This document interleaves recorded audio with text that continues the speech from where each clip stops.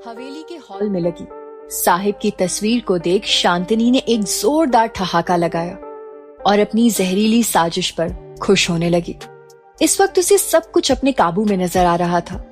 उसने एक बार पूरी हवेली को देखा और खुद से बोली, तुम बाप बेटों ने इस हवेली से बेइज्जत करके निकाला था, अब तुम लोगन खुद का तमाशा बनते देखोगे। रघुनंदन प्रताप, बड़ा रौब था अपने खानदान के नाम का ना आजू नाम है तुम्हारे साथ, ना ही तुम्हारे बेटे। देखते जाओ, आगे हम तुम्हारे साथ काका करते हैं। कहते हुए शांतनी वापस हंस पड़ी। कमरे में अनाहिता सो रही थी। इस वक्त भी उसके चेहरे पर सुकून नहीं था। वहीं पार्थ अनाहिता के बालों में उंगलियां फिराते हुए उसे देख रहा था। इस टूटी हारी हुई अनाहिता का दर्द उसे बेहद तकलीफ दे रहा था। उसे नींद नहीं आ रही थी। अनाहिता को जब पार्थ ने गहरी नींद में देखा तो धीरे से उठा और आकर बालकनी में खड़ा हो गया। वैसे तो पार्थ स्मोकिंग नहीं करता था, लेकिन आज उसने न जाने क्यों सिगरेट जलाई और उसे होंठों से लगा ली। पार्थ के कदमों की आहट सुन कमरे में जग रही निकी वो भी उठकर बालकनी में आ गई। पार्थ को सिगरेट पीते देख निकी ने उसके मुंह से उसे निकाला और नीचे फेंक दिया। पार्थ ने कोई रिस्पॉन्स नहीं दिया और वैसे ही खड़े चांद को देखने लगा। आज चांद नाम मात्र का दिख रहा था। अमावस के बाद की दूसरी रात थी आज। निकी ने पार्थ को चांद की ओर देखते देखा तो उसके कंधे पर हाथ रखकर कहा, तू इतनी टेंशन लेगा तो बाकी सब क्या करेंगे? तू हम सबकी स्ट्रेंथ है, तुझे अनाहिता को संभालना है। पार्थ धीरे से, उसी को तो संभालने की कोशिश कर रहा हूं, लेकिन मुझसे नहीं हो पा रहा है। उसे जितना जोड़ने की कोशिश करता हूं वो उतनी ही तेजी से मुझसे दूर चली जा रही है। बुआ के जाने के बाद उसने एक बार भी मुझसे बात तक नहीं की। मैं उसके लिए कुछ नहीं कर पा रहा हूं। आज खुद को हारा हुआ महसूस कर रहा हूं यार। उसके आंसू दिल चीर जाते हैं। उसके जिन हाथों को पकड़कर वादा किया था बुआ से उसे हर तकलीफ में संभालने का, आज उनके जाने के बाद अनाहिता के होश में रहने पर मैं उन हाथों को थाम भी नहीं सकता। निकी, तो इतना मत सोच पार्थ। उसे जो घाव मिला है अपनों से उसका भरना नामुमकिन है। अनाहिता वो लड़की है जो हालातों से हार नहीं मानती, और उसके बारे में तू ये भी जानता है, वो अपने दुख से अपनों को दर्द नहीं देना चाहती। हाँ, ये अलग बात है, इससे वो अनजाने में उन्हें और दर्द दे देती है। इस वक्त वो कह नहीं पा रही, लेकिन उसे सबसे ज्यादा तेरी ही जरूरत है। हम सब उसे बस इतना प्यार देंगे कि वो पहली वाली अनाहिता बन जाए। पार्थ, काश तू जो कह रही है वो सच हो जाए और मुझे मेरी शेरनी मिल जाए, क्योंकि मैं उसके बिना नहीं जी सकता। कहते हुए पार्थ की आंखें भर गई थी। निकी ने पार्थ को गले लगा लिया और उसकी पीठ थपथपाते हुए बोली, मेरे शेर पुत्र की आंखों में आंसू कतई शोभा नहीं देते। ये तो दुश्मनों को रुलाते हुए ही जचता है। मेरा शेर अपनी शेरनी को एकदम से पहले जैसी कर देगा, खूंखार और तेज, है ना मेरे शेर पुत्र? पार्थ मुस्कुराते हुए, जी माते, आपकी सारी इच्छाएं पूरी करने का वादा है आपके इस दोस्त का। निकी वापस पार्थ के गले लगते हुए, वाह जी वाह, ये हुई ना बात। दोनों अभी बातें कर ही रहे थे, तभी उन्हें अनाहिता के करहाने की आवाज आई। दोनों भागते हुए कमरे में गए तो देखा अनाहिता नींद में ही छटपटा रही थी। बंद आंखों से आंसू गिर रहे थे और वो बार बार किसी को पकड़ने की कोशिश कर रही थी। पार्थ भागकर अनाहिता के पास गया और उसे अपने सीने से लगा लिया। अब तो अनाहिता ने रोना भी शुरू कर दिया था। उसके रोने की आवाज इतनी तेज थी कि बगल के कमरे में लेटे नंदिनी और हिमानी भी उठ गए। वो भी भागते हुए जल्दी से पार्थ के कमरे में आए। हिमानी और नंदिनी ने जल्दी से अनाहिता के पैरों को मसलना शुरू कर दिया ताकि वो उठ जाए, लेकिन वो अपनी आंखें खोल ही नहीं रही थी। उसका रोना अब और तेज हो रहा था, जिसकी आवाज नीचे तक पहुंच रही थी। रात को रोने की आवाज से राधा जी चौंक गई और दादू दादी के कमरे की तरफ भागी। अब तक दादू दादी भी उठ गए थे। वो तीनों ऊपर पार्थ के कमरे में आए तो देखा पार्थ को कसकर पकड़े अनाहिता रोए जा रही थी। राधा जी ने किसी तरह अनाहिता के हाथों को अपने हाथों में लिया और उसे जगाने लगी। अनाहिता ने आंखें खोली तो पार्थ उसके सामने था। वो पार्थ की टी शर्ट को खींचते हुए उसके सीने से जा लगी।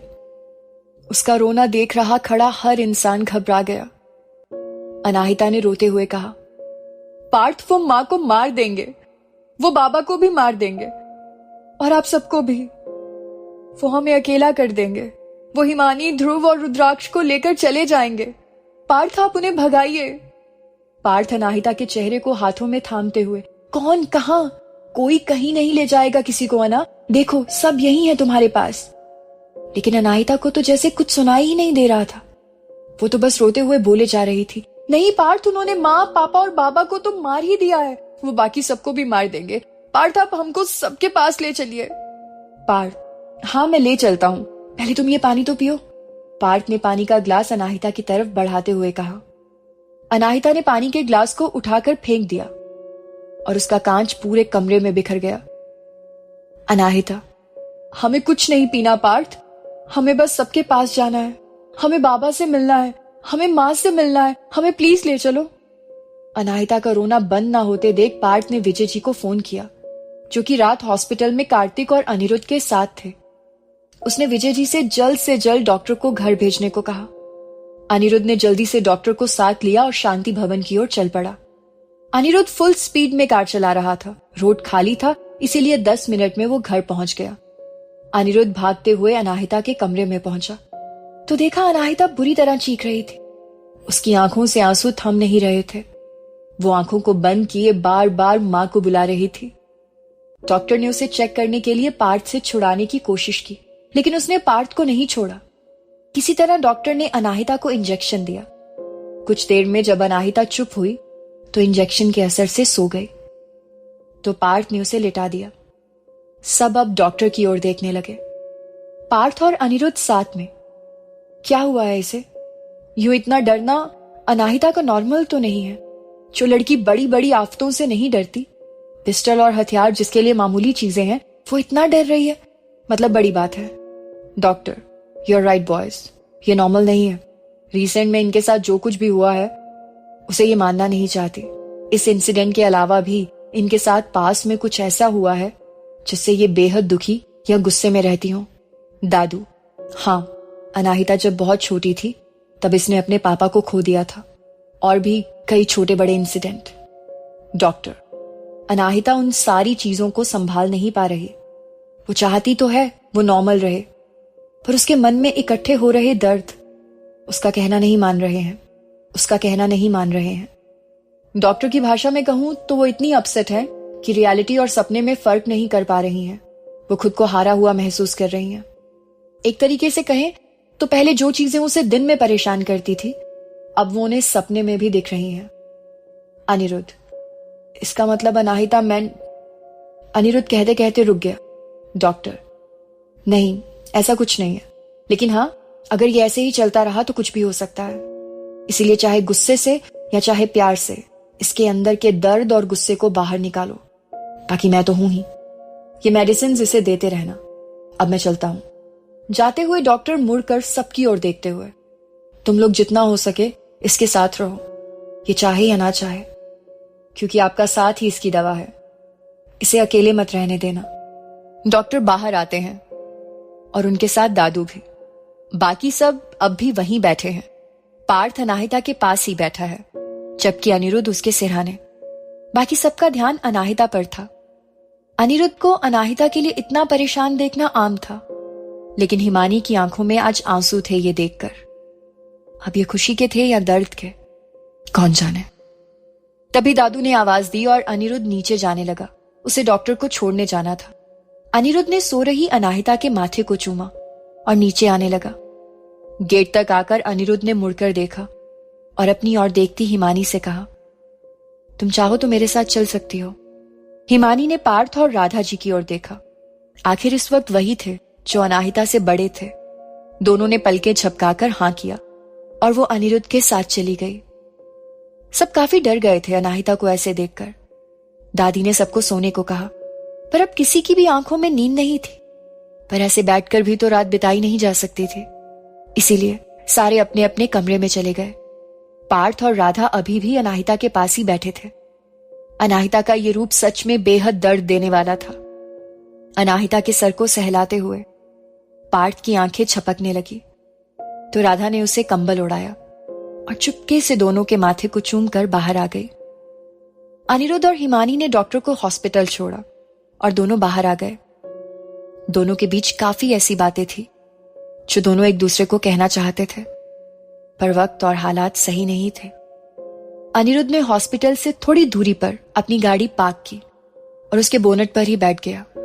अक्टूबर का महीना चल रहा था, इसीलिए ठंड थोड़ी थोड़ी बढ़ गई थी। हिमानी भी उछलकर बोनट पर बैठ गई। हिमानी ने जैकेट पहन रखा था और साथ में स्टॉल भी ले रखा था। हिमानी ने अनिरुद्ध की ओर देखा और अपने स्टॉल को उसकी तरफ किया। अनिरुद्ध ने स्टॉल ले ली और उसे ओढ़ लिया। एक खामोशी दोनों के बीच थी। दोनों ही सोच रहे थे कि पहल कौन करे। हिमानी को बोलता ना देख अनिरुद्ध ने कहा, जब तुम जानती थी अनाहिता तुम्हारी बहन है तो तुमने कभी उसे गले लगाने की या बात करने की कोशिश क्यों नहीं की? मेरे 1000 बुरा भला कहने पर भी तुमने मुझे रोका क्यों नहीं? हिमानी, पहले मैं आपकी दूसरी बातों का जवाब दे देती थी। मैंने आपकी काफी बातों का जवाब इसलिए नहीं दिया क्योंकि जो मैं हूं ही नहीं, उस चीज का क्या बुरा लगना। और जहां तक रही दी को गले लगाने की या बात करने की कोशिश की, तो मैं नहीं चाहती थी कि मेरी जल्दबाजी कुछ भी खराब करे। पर यहां तो मेरे कुछ कहने से पहले ही सब कुछ खराब हो गया। कहते हुए हिमानी की आंखों में आंसू भर गए थे। अनिरुद्ध ने आगे कुछ नहीं कहा और ना ही हिमानी ने कुछ कहा। दोनों शांति से उस अधूरे चांद को देख रहे थे। अचानक से हिमानी ने अपना सर अनिरुद्ध के कंधे पर रख दिया। अनिरुद्ध ने इस बार हिमानी को कुछ भी नहीं कहा। कुछ पल ऐसे बैठे हुए ही हिमानी ने कहा, तुम अभी भी अनाहिता को उतना ही प्यार करते हो ना? अनिरुद्ध, हाँ, मेरा पहला प्यार हमेशा अनाहिता ही रहेगी। उसकी जगह मेरी जिंदगी में कोई भी नहीं ले सकता। प्यार शब्द के मायने भी मुझे नहीं पता थे जब अनाहिता मेरी जिंदगी में आई थी।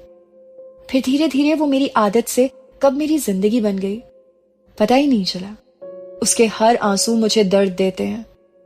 हर वक्त उसका मुझे अहमियत देना मुझे कब सुकून देने लगा, मुझे पता भी नहीं चला।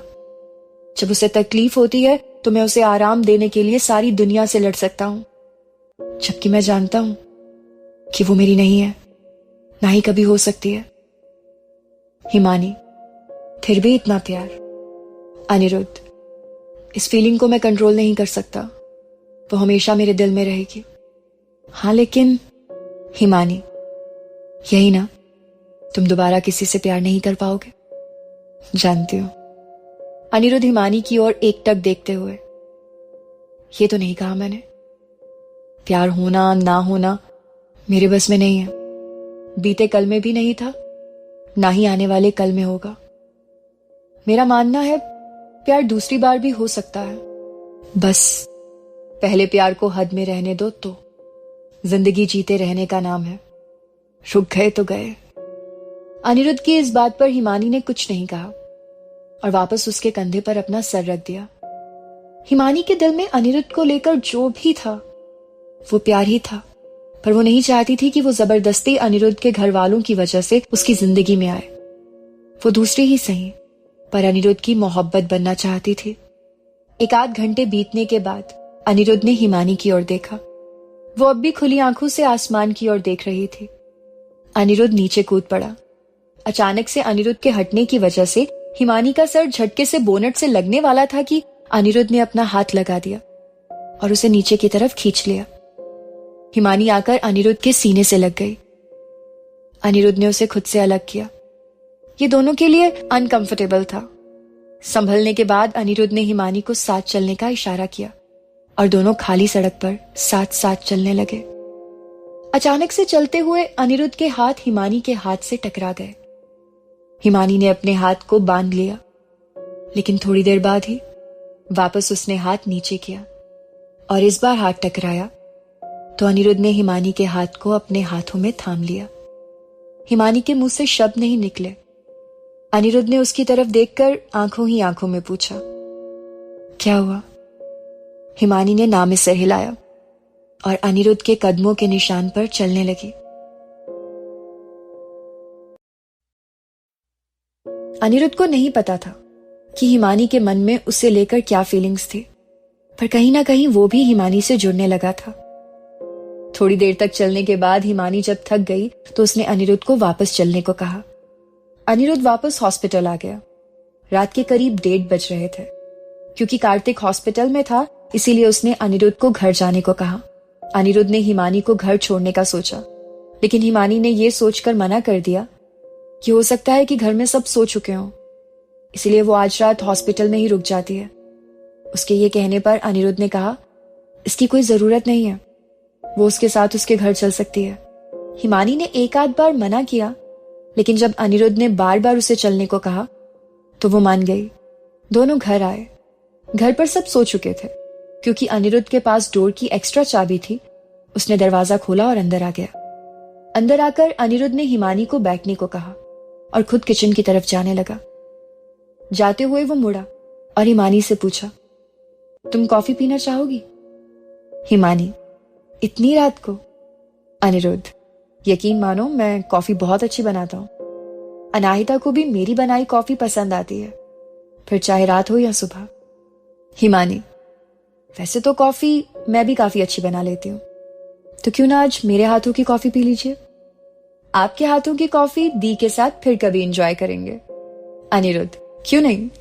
अनिरुद्ध तो बस इतना चाहता है कि किसी भी बहाने से इन बहन भाइयों के चेहरे की मुस्कान वापस आ जाए। दोनों किचन में आए। हिमानी ने सारी चीजों की जगह पूछ पूछ कर कॉफी बनाई और दोनों कॉफी को लेकर हॉल में आ गए। अब तक किचन की आवाज से रिया और रिचा जी की नींद खुल चुकी थी। दोनों बस देखने आई ही थी कि बाहर कौन है। तभी उन्होंने हॉल में बैठे हिमानी और अनिरुद्ध को देखा। दोनों आंखों ही आंखों में इशारे से एक दूसरे से पूछने लगी कि ये दोनों यहां कैसे। फिर दोनों को हंसते मुस्कुराते बातें करते देख दोनों ही खुश हो गई। अनाहिता और हिमानी के बहन होने की बात उन सबको पता चल चुकी थी। उन्हें बस इस बात की खुशी थी कि चलो कि किसी भी बहाने से हिमानी के चेहरे की हंसी तो वापस आ गई। दोनों वापस अपने कमरे में चली गई। हिमानी और अनिरुद्ध कॉफी पीने लगे।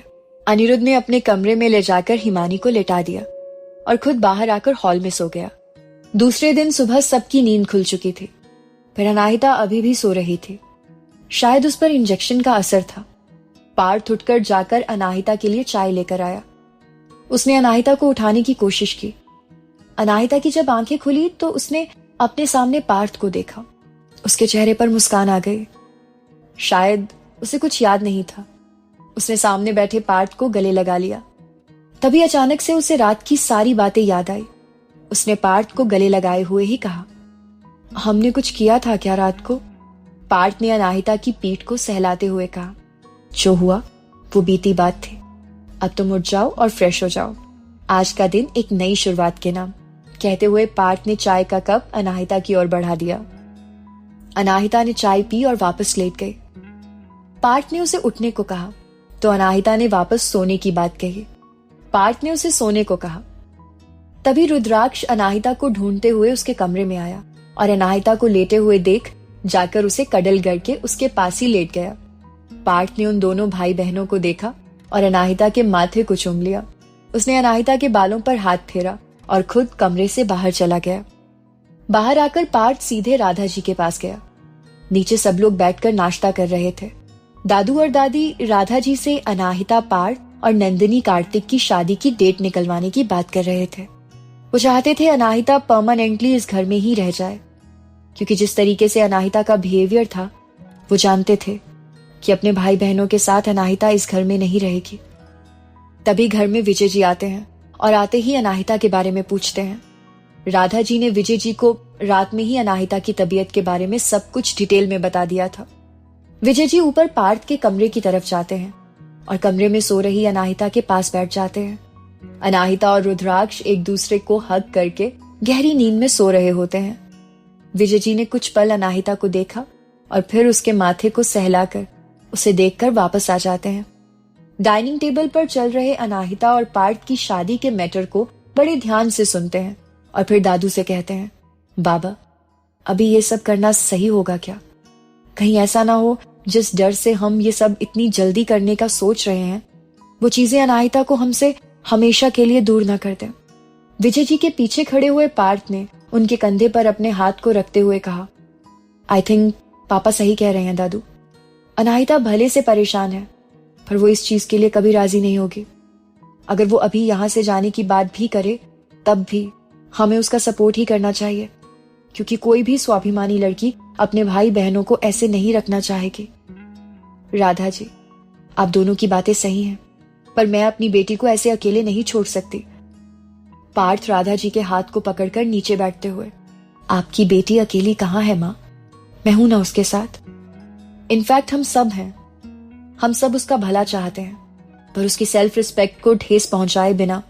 और आप अपनी बेटी को अच्छे से जानती हैं, जहां फर्ज और बदले की बात आती है, वो किसी भी कमजोरी को उसके आड़े नहीं आने देती। भले से अभी वो थोड़ी डिस्टर्ब है, पर यह भी मत भूलिए कि वो अनाहिता है। उसके लिए कोई भी चीज नामुमकिन नहीं है। पार्थ की कही ये बातें राधा जी को शायद कहीं ना कहीं समझ आ गई थी। राधा जी, पर बेटा, अगर उसने इस घर से जाने की बात कही तो? पार्थ, तो हम सब खुशी खुशी उसकी ये बात मान लेंगे, क्योंकि हम सब जानते हैं जो उसके साथ हुआ वो गलत था, और इस गलत का बदला हम नहीं ले सकते, या यूं कहें वो हमें लेने नहीं देगी। ये सिर्फ उसका हक है, देश के लिए भी और बुआ और फूफा जी के लिए भी। इसीलिए हमें बस उसे सपोर्ट करना है। वो हमें खुद से कहीं ज्यादा मानती है, इसीलिए हमें उसकी कमजोरी नहीं उसकी ताकत बनना है। दादू, लेकिन 4 लोगों की जिम्मेदारी अना अकेले कैसे उठा पाएगी? पार्थ, दादू आप भूल रहे हैं, आपकी अनाहिता अब अकेली नहीं है, उसके साथ उसकी बहन भी है, जो उन्हीं कमीने लोगों की संगत में रहकर आई है। और फिर हम सब तो हैं ही। फिलहाल ये सब छोड़कर हम उसे जितनी हो सके उतनी खुशियां देंगे। यू आर राइट भाई, सीढ़ियों से नीचे आती नंदिनी ने कहा। इस नवरात्रि अनाहिता को उसकी खुशियां हम जरूर वापस देंगे। माता रानी के आने के साथ ही अनाहिता अपने दुश्मनों को नाको चने चबा देगी। ये आवाज नंदिनी के पीछे आती निक्की की थी। हम हर उस मुश्किल में उसके साथ थे और हमेशा रहेंगे। उसने हमेशा हमारी मुसीबतों को अपनी मुश्किल माना है और उन्हें सॉल्व भी किया है। तो अब बारी हमारी है, बाहर से आते हुए कार्तिक ने कहा। कार्तिक आगे बोला, सब साथ में उसको इस सिचुएशन से बाहर लाएंगे, क्योंकि अनाहिता हम सबकी शेरनी है और शेरनियां खामोश बिल्कुल भी अच्छी नहीं लगती। कहते हुए सबने आपस में हाई फाई किया। तभी पीछे से आते हुए हिमानी और अनिरुद्ध ने उन सबको ऐसे देखकर कहा, क्या बात है, बड़े खुश नजर आ रहे हैं सब। पार्थ, क्योंकि बात ही खुशी की है। अनिरुद्ध, ऐसी क्या बात है जो हमें तक नहीं पता? दादू, बात यह है कि शिवांगी जी का फोन आया था सुबह सुबह। वो जल्द से जल्द एरिश और निकी की सगाई करना चाहती हैं और फिर उसके बाद शादी। अनिरुद्ध, ये तो बड़ी खुशी की बात है। कार्तिक, हाय दादू, आपने इतनी अच्छी गुड न्यूज इतनी देर से बताई। तो कब है इस लड़की के भेष में छिपे गुंडे की सगाई? दादू, नवरात्रि खत्म होने के 2 दिन बाद। दादू की बात सुनकर निक्की ने आंखें नीचे की तो कार्तिक ने उसे छेड़ते हुए कहा, अरे दादू, आप देख रहे हो, हमारी निक्की तो शर्माने भी लगी। दादी, बस किसी तरह इसी बहाने मेरे बच्चों की जिंदगी में खुशियां हमेशा के लिए आ जाएं। विजय जी, हाँ माँ, खुशियां तो आ ही जाएंगी, पर उन खुशियों के लिए कुछ लोगों को अपनी जान से हाथ धोना पड़ेगा। हिमानी, अनिरुद्ध और पार्थ साथ में। आपका ये कहना हम बहुत जल्द सही करेंगे। विजय जी, वैसे तो मुझे ये खून खराबा कभी पसंद नहीं था, पर अब जब इसकी शुरुआत हो ही गई है तो क्यों ना अंत एक बेहतरीन तरीके से हो। पार्थ, यही होगा पापा। अब इस देश के दुश्मनों को सबक देने का वक्त आ गया है। अब छोटे मोटे मिशन से कुछ नहीं होना है, अब एक साथ उनकी जड़ पर वार करना होगा। और वो जड़ कहाँ है इसका पता साहिब ने अनाहिता को बता दिया है। बस कुछ वक्त और, फिर सब हमारे हिसाब से चलेगा। वो गलतफहमी में रहेंगे कि खेल उनका है, पर इसे खेलेंगे हम। दादू, ये सब तो ठीक है, लेकिन साहिब और अन्नू पंकज को घर कब लाना है? इसीलिए चलो जल्दी जल्दी सारे लग जाओ काम पर। दादू का इतना कहना था कि सब वहां से भागकर अपने अपने कमरों में चले गए और अनिरुद्ध दादू के पास ही बैठ गया। थोड़ी ही देर में सब नीचे आ गए। अनाहिता भी उठ चुकी थी, क्योंकि आज संडे था, इसीलिए रुद्राक्ष को स्कूल नहीं जाना था और ना ही ध्रुव और अर्चित को। सब घर पर ही थे। आज इतने दिनों बाद शांति भवन पहले जैसा लग रहा था। कुछ ही देर बाद अनाहिता नीचे आई तो राधा जी ने उसका फेवरेट उपमा उसे दिया और उसे दुलारने लगी। अनाहिता काफी बेटर फील कर रही थी। उसने पहला निवाला उठाया ही था, पर तभी उसे हिमानी की याद आई। उसे पता था कि अब अपने छोटे भाई बहनों की देखभाल उसे ही करनी है। उसने राधा जी से पूछा, माँ बाकी सब ने नाश्ता कर लिया है या नहीं? राधा जी ने बताया कि हाँ, हिमानी ने नाश्ता कर लिया है। ये सुनकर अनाहिता मुस्कुरा दी और राधा जी के हाथों को पकड़कर बोली, माँ आप हमारी हर एक बात को समझ लेते हो ना? राधा जी, अगर अपनी बेटी की मन की बात भी ना समझ पाए तो हम काहे की माँ? अनाहिता माँ कहते हुए राधा जी को कमर से पकड़कर गले लगा लेती है। राधा जी, अच्छा बस बहुत लाड हो चुका है आज के लिए, चुपचाप नाश्ता करो वरना थप्पड़ भी पड़ेगा। देख रही हूँ कुछ दिनों से तुम बिल्कुल मेरी नहीं सुनती हो।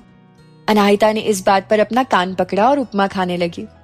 पूरी नींद लेने के बाद अनाहिता काफी बेटर महसूस कर रही थी और शायद उसने इस बात को भी मान लिया था कि रिधिमा जी अब नहीं रही।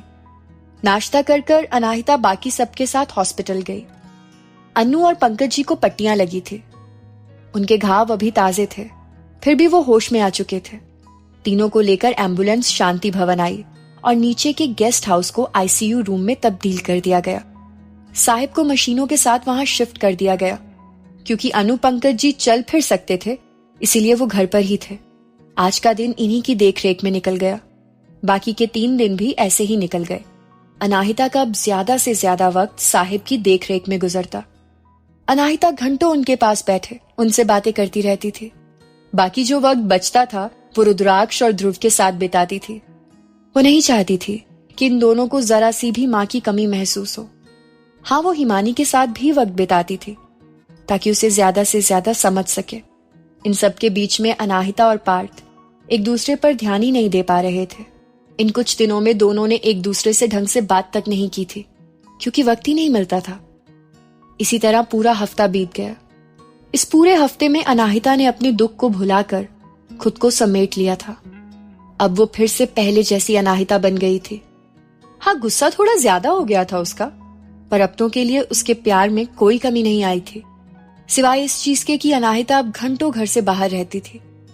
वो कहाँ जाती थी ये पूछने की इजाजत किसी को भी नहीं थी, पार्थ को भी नहीं, और पार्थ ने भी कभी नहीं पूछा क्योंकि वो जानता था अनाहिता जो भी कर रही है सही कर रही है।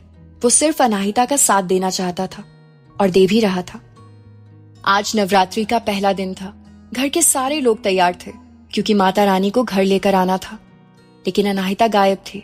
सुबह 5 बजे ही उठकर अनाहिता जॉगिंग पर चली गई थी।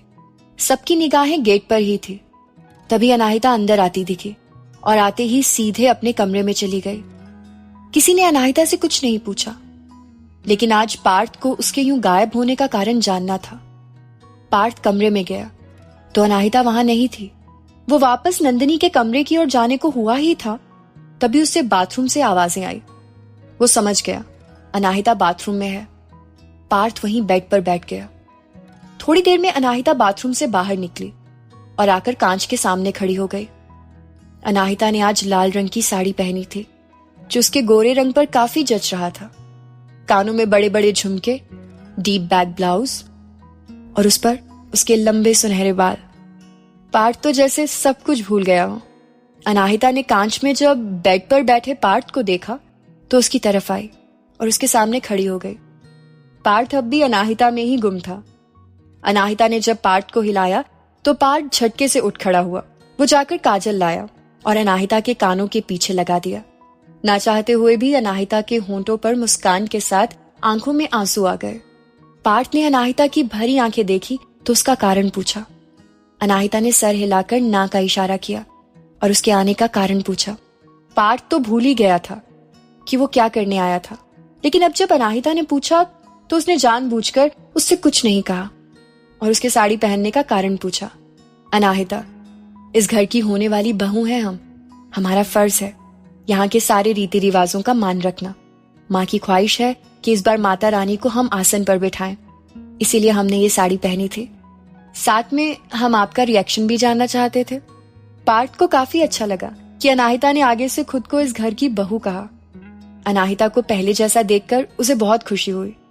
उसने अनाहिता की कमर में हाथ डाला और उसे अपनी तरफ खींच लिया। अनाहिता नीली आंखों से एकटक पार्थ को देखने लगी। चीजें काफी बदल चुकी थी इन कुछ दिनों में। लेकिन अनाहिता की आंखों में पार्थ का अक्स और उसके लिए अनाहिता का प्यार अब भी वैसा ही था।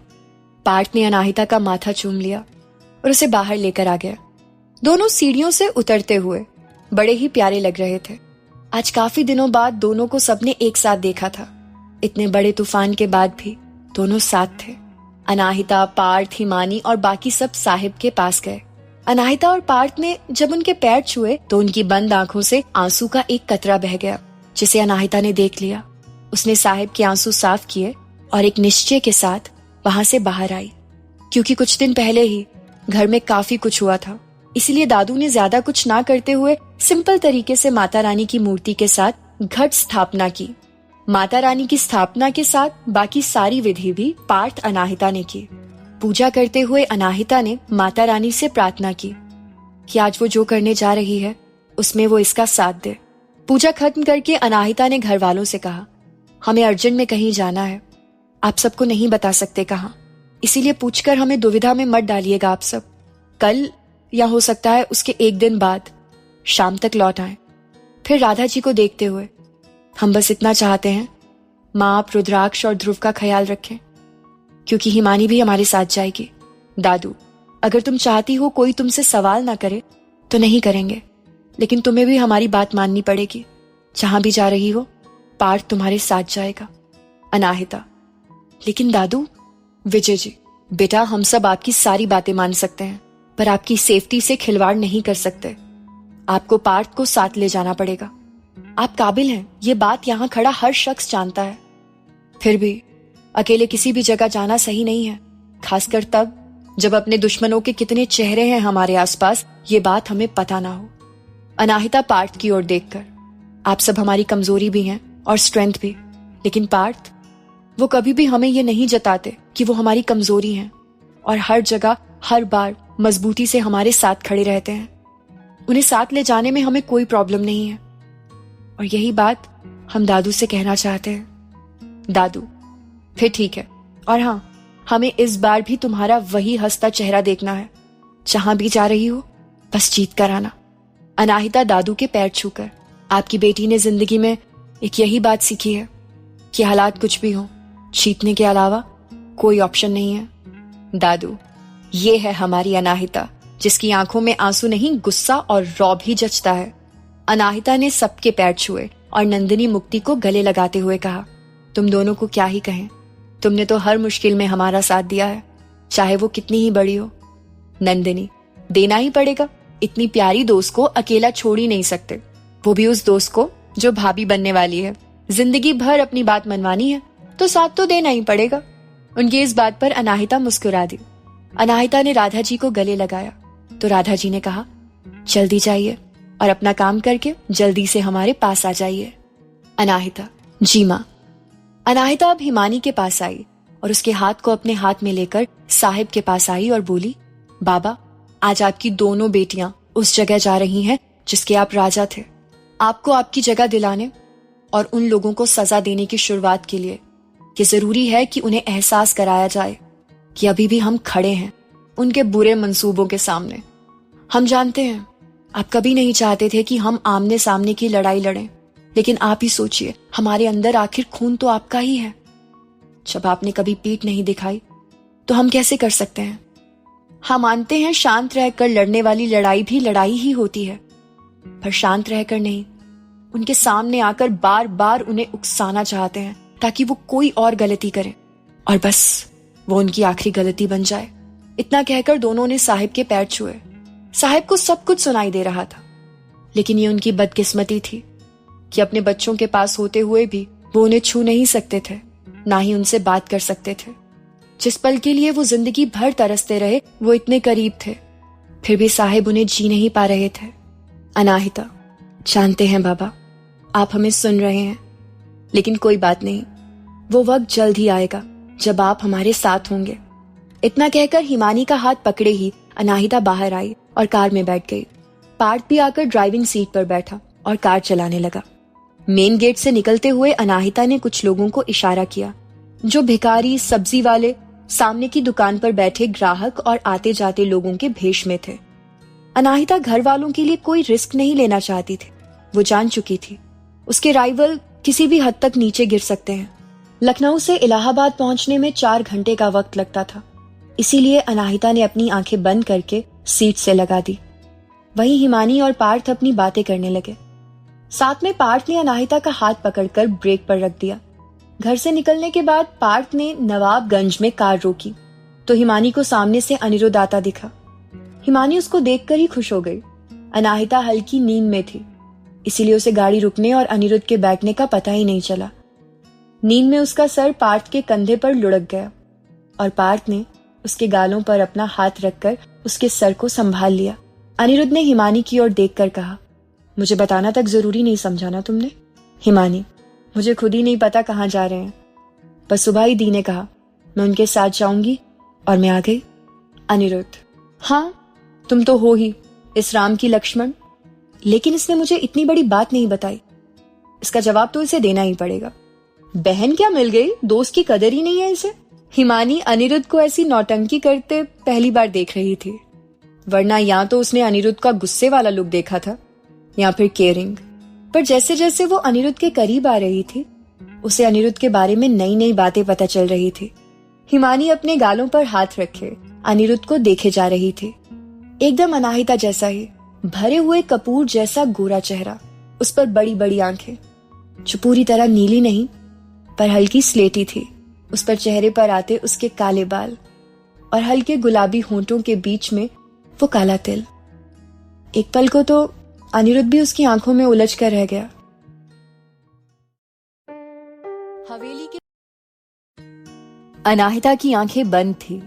हिमानी और अनिरुद्ध आपस में बात कर रहे थे, लेकिन पार्थ के दिमाग में बहुत सी बातें चल रही थी। अनाहिता के चेहरे को थामे पार्थ बीती घटनाओं और चीजों के बारे में सोच रहा था।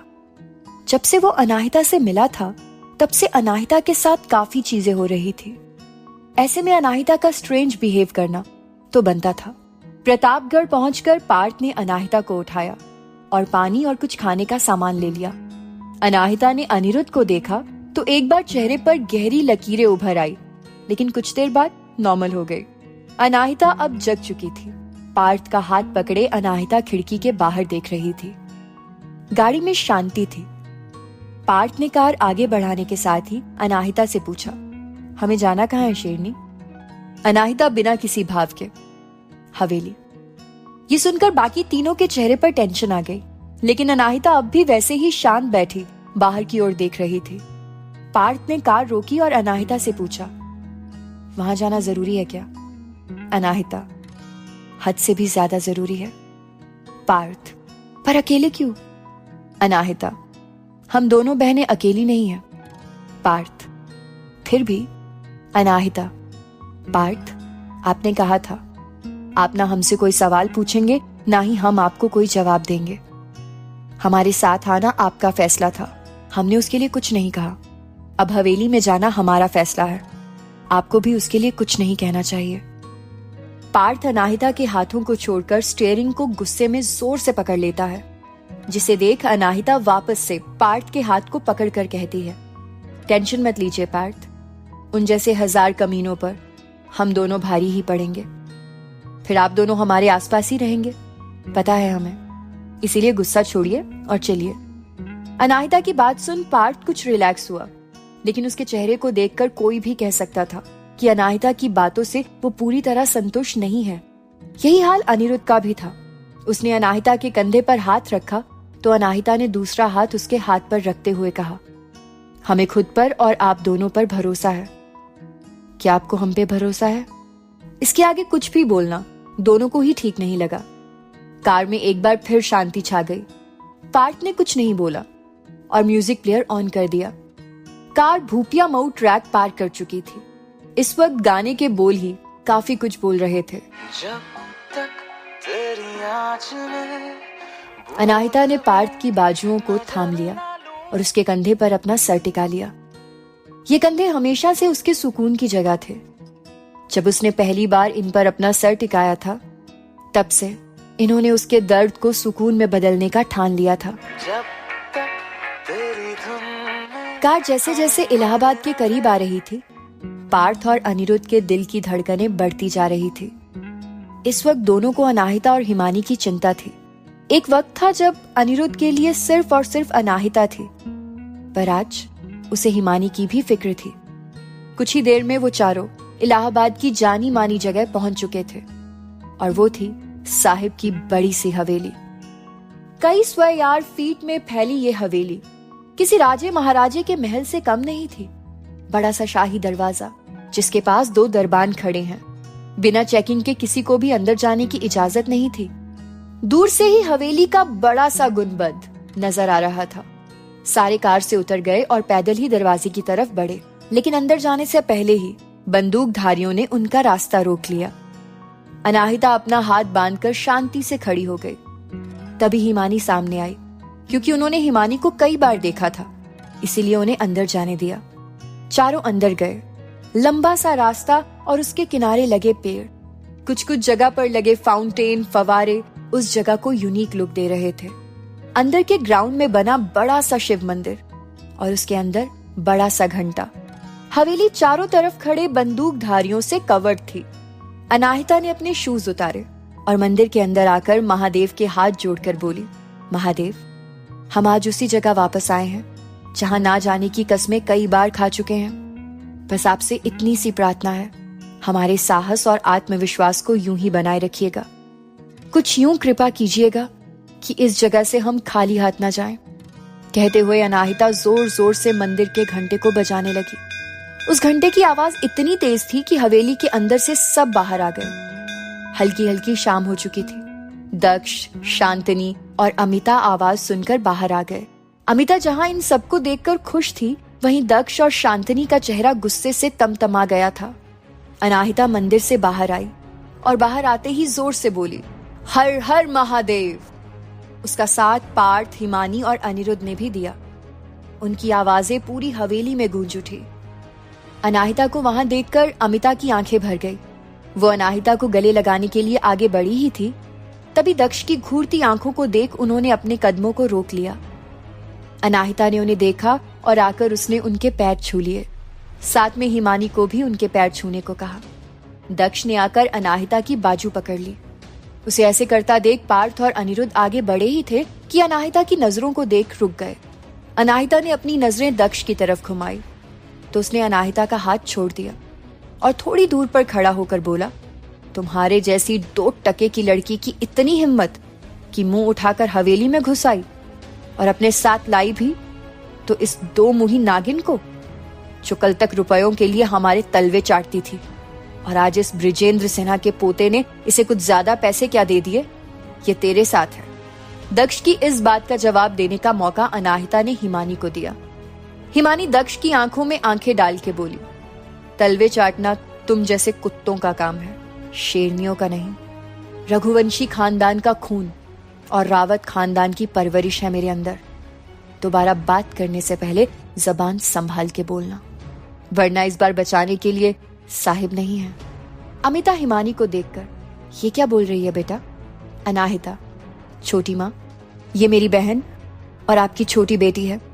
माँ पापा के त्याग की निशानी, जिसे तेजस अंकल ने संभाल कर रखा था। ये सुनकर शांतनी और दक्ष के कदम जहां थे वहीं जम गए। एक अनाहिता कम थी जो हिमानी भी उनकी दुश्मन निकल गई। अमिता ने हिमानी और अनाहिता का हाथ थामा और उन्हें हवेली के अंदर लेकर जाने लगी। अचानक से हवा का तेज झोंका आया और मंदिर के घंटे को हिला गया। एक बार फिर घंटे की आवाज गूंजने लगी। अनाहिता ने मुड़कर पीछे देखा और हवेली के अंदर चली गई। उसके पीछे पीछे पार्थ और अनिरुद्ध भी दक्ष, शांतनी को घूरते हुए अंदर चले गए। अंदर आते ही अनाहिता को सामने साहिब की बड़ी सी जीवंत फोटो दिखी। उसकी आंखों के कोनों से एक आंसू निकलकर बह गया।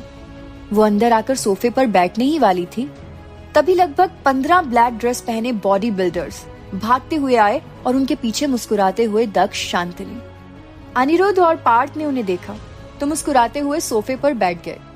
अमिता ने टेंस होकर हिमानी की ओर देखा और हिमानी ने कहा, छोटी माँ, पानी मिलेगा क्या? बहुत प्यास लगी है। अमिता अनाहिता की तरफ देखते हुए, लेकिन ये लोग। हिमानी, अरे छोटी माँ, दी है ना, आप तो पानी ले आओ। हिमानी के ये कहने के बाद भी अमिता का ध्यान उधर ही था दक्ष और शांतनी ने भी उन तीनों की ओर देखा और हंसते हुए कहा, कुछ देर की बात है, उसके बाद ये सारे तुम तीनों को भी ऐसे मारेंगे कि किसी को पता तक नहीं चलेगा। अच्छा किया जो मौत के मुंह में खुद चलकर आ गए। अनिरुद्ध, ओ दीदी के भैया, जरा उधर देखकर बोलना। कहते हुए अनिरुद्ध ने उस ओर देखा जहां अनाहिता को घेरे वो सारे लोग खड़े थे। उनके बीच में खड़ी अनाहिता की नजर उन सब पे थी। वो सारे धीरे धीरे अनाहिता के करीब आते जा रहे थे। तभी अनाहिता ने सामने टंगी साहिब की तस्वीर में पीछे खड़े लोगों को देखा जो अनाहिता पर अटैक करने वाले थे। अनाहिता ने बिना पीछे मुड़े ही पीछे खड़े बंदे के मुंह पर जोर की लात जमा दी और इसी लात के साथ अनाहिता उन सब पर टूट पड़ी। किसी के मुंह पर लात पड़ी तो किसी के जबड़े से खून निकलने लगा। अच्छी खासी बॉडी होने पर भी अनाहिता के आगे किसी की एक नहीं चल रही थी। तभी दो लोगों ने एक साथ अनाहिता के पैर पर हमला किया और अनाहिता नीचे गिर गई। उसे नीचे गिरा देख हिमानी उठी, पर पार्थ ने उसे वापस बिठा दिया। पार्थ, अगर इस वक्त तुम गई तो उनसे ज्यादा वो तुमसे नाराज होगी, इसीलिए चुप बैठकर देखो, ये लोग अना का कुछ भी बिगाड़ नहीं पाएंगे। पार्थ का कहना सही था। अनाहिता वापस उठ खड़ी हुई और दोगुने गुस्से से उन्हें पीटने लगी। अचानक से किसी ने अनाहिता की पीठ पर वार किया और वो उछलती हुई जाकर दीवार से लग गई। उसके माथे से खून की धारा फूट पड़ी। दक्ष ने इस बार गुरूर से पार्थ की ओर देखा। पार्थ ने जब देखा सिचुएशन कंट्रोल से बाहर है तो खुद मैदान में आ गया और अनाहिता को उठाकर खड़ा किया। उसने अपने स्लीव्स ऊपर किए और उन सब से भिड़ गया और देखते ही देखते दोनों ने मिलकर उन सबको जमीन पर सुला दिया। अनाहिता के माथे से निकले खून पर पड़े अनाहिता के पैर खून से सन गए थे। वो चलकर दक्ष और शांतनी के पास आई और बोली, तुम्हारे सारे लोग तुम जैसे ही टटपुंजिया निकले। अगली बार थोड़े मजबूत लोगों को लाना जो एटलीस्ट कुछ देर तो टिके। ये घर जितना तुम लोगों का है उतना ही हमारा है, इसीलिए अब से यहाँ वही होगा जो हम चाहेंगे। जिस सोच के साथ तुम दोनों ने बाबा और सब पर गोलियां चलवाई उसे तो भूल ही जाओ। वैसे तुम दोनों की उस गलती ने हमारे लिए अच्छा ही किया। इसी गलती ने तो हमें ये बताया कि असली हत्यारा और गद्दार कौन है, किसकी जिंदगी को हमें जहन्नुम में बदलना है। कहकर अनाहिता अमिता की ओर मुड़ी और बोली, छोटी माँ, आज आप अपने बच्चों के लिए कुछ अच्छा सा बनाइए। आज आपकी बेटियां घर आई हैं अपने, जश्न का माहौल तो बनना ही चाहिए। अमिता, हाँ मेरे बच्चों, आज तो खुशी का माहौल ही है। फिर दक्ष और शांतनी की ओर देखकर, कुछ लोगों को उनकी जिंदगी का पहला सबक मिला है। अभी अनाहिता आगे बढ़ी ही थी कि पीछे से शांतनी ने पास रखी बोतल उठाकर अनाहिता को मारने की कोशिश की। कोई कुछ बोल पाता उससे पहले ही अनाहिता ने शांतनी का हाथ पकड़कर बोतल छीन ली और उसे दीवार पर मारकर तोड़ दिया। उसके नुकीले हिस्से को शांतनी के गले पर रखकर थोड़ा दबाव देते हुए कहा, अगर थोड़ा सा और दबा दिया ना तो अब भी के अभी दुनिया को अलविदा कह दोगी। डियर बुआ जी, अपने अंदर के गुस्से को दबाना सीखिए जैसे हम करते हैं, वरना हमारे अंदर तो इतना गुस्सा है कि एक वार से ही आप दोनों को मार सकते हैं। लेकिन हम भी इन गुंडों को मारकर काम चला रहे हैं ना, तुम लोग भी वैसा ही करो। हाँ, अगर सोच रहे हैं कि यहां से चले जाएंगे तो उसका ख्याल दिल से निकाल दो। कहते हुए अनाहिता ने बोतल तोड़ दी और आकर सोफे पर बैठ गई। अमिता जाकर फर्स्ट एड बॉक्स लाई और अनाहिता के माथे पर पट्टी कर दी। अनाहिता, छोटी माँ, बाबा का कमरा कहाँ है? हम और हिमानी उन्हीं के कमरे में रहेंगे। रही पार्थ और अनिरुद्ध की बात, तो वो भी उनके साथ वाले कमरे में रहेंगे। उनके पास में अगर बुआ ही या उनके प्यारे पतिदेव का कमरा हो तो उन्हें कुछ दिनों के लिए किसी और रूम में शिफ्ट कर दीजिए। हमारे लिए ये लोग इतना तो कर ही सकते हैं। दक्ष और शांतनी की ओर देखकर, सही कह रहे हैं ना हम? दक्ष और शांतनी कुछ नहीं कहते तो अनाहिता अमिता से कहती है, हमने कहा था ना, इन्हें कोई प्रॉब्लम नहीं है। चलिए, हमें बाबा का कमरा दिखा दीजिए और किसी से बोलकर कार से हमारा सामान मंगवा दीजिए और कार को भी गेट के अंदर करवा दीजिएगा। खाना बन जाने के बाद हमें बुलवा लीजिएगा। अमिता, काका, आप खाने का इंतजाम कीजिए, हम इन सबको कमरा दिखा कर आते हैं। कहते हुए अमिता उन चारों के साथ साहिब के कमरे की तरफ जाती है। जाते हुए सबके साथ अमिता को देखते हुए शांतनी अपने गले के घाव को साफ करते हुए, ये तुम्हारी ही बीवी है ना जाने किस जन्म का बदला ले रही है। दूसरी नागिन जो आकर कुंडली मारकर छाती पर बैठ गई है, कुछ कर भी नहीं सकते इसका। पूरी दुनिया तो जान चुकी है कि ये सूर्य प्रताप की बिटिया है। उधर उस साहिब अमर की घुट्टी पिए बैठे हैं, न मार रहे हैं न जान छोड़ रहे हैं। सोने पर सुहागा ई है कि अब वो ब्रिजेंद्र सिन्हा के घर में है। सोचे थे सारा खेल हमारी मुट्ठी में होगा, लेकिन यहां तो सारा पासा ही उल्टा पड़ गया है।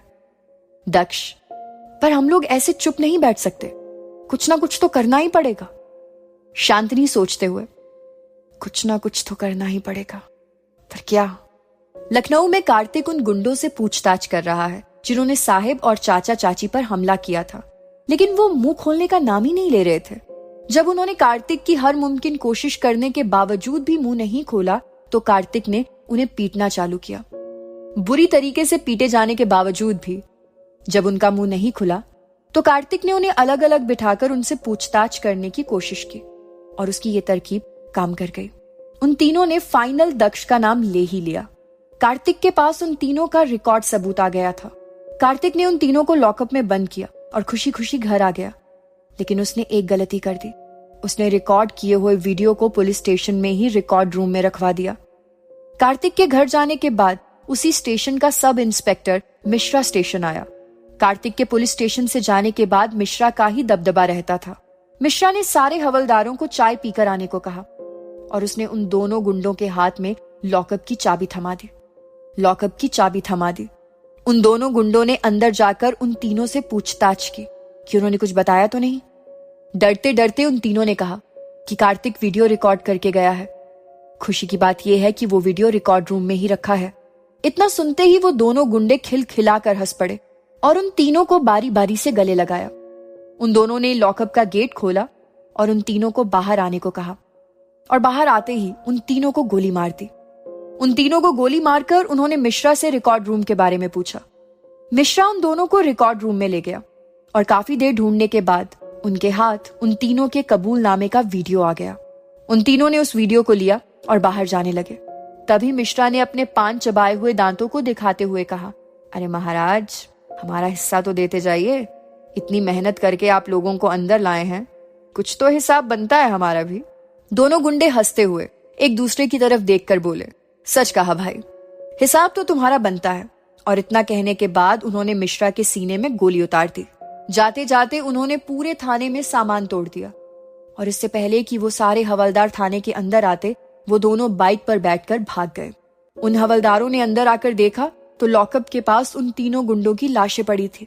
रिकॉर्ड रूम का टूटा दरवाजा देखकर उस तरफ भागे। वहां मिश्रा की बॉडी शांत पड़ी थी। हवलदार ने जल्दी से कार्तिक को फोन किया और तुरंत ही पुलिस स्टेशन आने को कहा। कार्तिक भागता हुआ पुलिस स्टेशन आया, पर अब तक सारी चीजें उसके हाथ से निकल चुकी थी। कार्तिक ने गुस्से में दीवार पर अपना हाथ दे मारा, लेकिन इन सब में एक बात सबसे अच्छी हुई थी। पुलिस स्टेशन सिक्योरिटी कैमरा में उन दोनों इंसानों के चेहरे आ गए थे।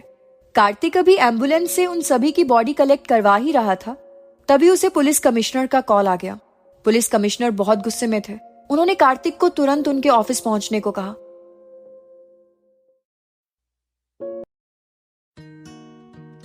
अमिता अनाहिता को ऊपर साहिब के कमरे में लेकर आई और उसके बगल में ध्रुव का कमरा था, जहां पर उसने अनिरुद्ध और पार्थ का सामान रखवा दिया। अनाहिता और हिमानी साहिब के कमरे में आई और अपना सामान रखा। हिमानी फ्रेश होने वॉशरूम में चली गई और अनाहिता वहां पर रखी सभी चीजों को अपने हाथों से छूकर महसूस करने लगी। साहिब के कमरे में सभी चीजें व्यवस्थित तरीके से रखी गई थी। कमरे में घुसते ही सामने वाली दीवार पर साहिब की एक बड़ी सी फोटो लगी थी। वहीं धोती कुर्ता, उसके ऊपर खद्दर का जैकेट, हाथों में वही कड़ा, माथे पर चंदन, आंखों से निकलता तेज। वो फोटो पूरे तरीके से साहिब का ही प्रतिरूप थी। उसके नीचे ही टेबल पर काफी बुक्स, डायरीज रखी थी, जिसे देखने से ये पता चलता था कि साहिब अक्सर रात को अपने विचारों का मंथन किया करते थे। उनको देखते हुए अनाहिता की नजर पास की सेल्फ में चली गई। अनाहिता ने उस कांच की अलमारी को खोला और देखा उसमें काफी एंटीक चीजें रखी हुई थी। उन एंटीक चीजों के पास में उसके पापा की घड़ी रखी थी, जिसे उसने बचपन में अपने पापा के हाथ में देखा था। उसके पास ही सूर्य के कई अवार्ड भी रखे हुए थे। अनाहिता की आंखें नम हो चली थी। अनाहिता ने उन्हें छोड़ा और आकर बेड पर बैठ गई। उसने बेड पर रखी तकिया को उठाकर हाथ में लिया ही था, तभी उसकी नजर तकिया के नीचे रखी उनकी फैमिली फोटो पर पड़ी, जो शायद बहुत पुरानी थी। अनाहिता की आंखें आंसुओं से भर गई और एक एक कर आंसू उन फोटोज पर गिरने लगे। तभी पार्थ ने दरवाजा खोला और अंदर आया ही था। उसने सर झुकाकर रोती हुई अनाहिता को देखा तो उसने पीछे से जाकर अनाहिता के कंधे पर हाथ रखा ही था कि अनाहिता फोटो को सीने से लगाए ही पार्थ के गले लग गई। पार्थ के पीछे पीछे आ रहा अनिरुद्ध गेट पर ही रुक गया और अनाहिता के आंसुओं को देखकर वो दीवार से लग गया। पार्थ ने भरे हुए गले से अनाहिता से कहा, पिछले कुछ दिनों से लगातार खुद को ही कोसे जा रहा हूं कि मुझे उस दिन तुमको और बुआ को छोड़कर ही नहीं जाना चाहिए था। मैं जानता था तुम बहुत स्ट्रांग हो, पर तुम्हें मेरी भी तो जरूरत थी। ये मेरी गलती है, प्लीज मुझे माफ कर दो अनाहिता। अनाहिता भरे गले से पार्थ को छोड़कर फोटोज पर हाथ फेर कर बोली, चले गए दोनों लोग हमें छोड़कर। इतना भी नहीं सोचा कि इनकी छोटी सी बच्ची दुनिया में कैसे रहेगी, कैसे झेलेगी इस दुनिया के उन दो मुंहे सांप को जो दिखते कुछ और होते कुछ और हैं। कैसे वो सामना कर पाएगी अपने उन अपनों का जो उसी के खून के प्यासे हैं। अनाहिता पार्थ का चेहरा देखते हुए, पापा को तो अनजानी उम्र में खो दिया था, पर माँ वो तो मेरी आंखों के सामने चली गई और हम सब देखते रह गए, कुछ भी नहीं कर पाए। अभी तो हमने उनसे बहुत सारी चीजें सीखनी थी, अभी तो उन्होंने हमारी शादी देखनी थी। हम खुशी से उन्हें खिलखिलाते हुए हंसते हुए देखना चाहते थे।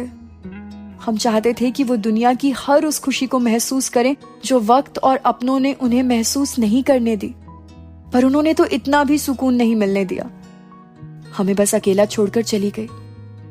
मन करता है वो बस एक बार हमारे सामने आ जाए तो हम उनसे बार बार पूछें कि उन्होंने ऐसा क्यों किया, क्यों हमें छोड़कर चली गई।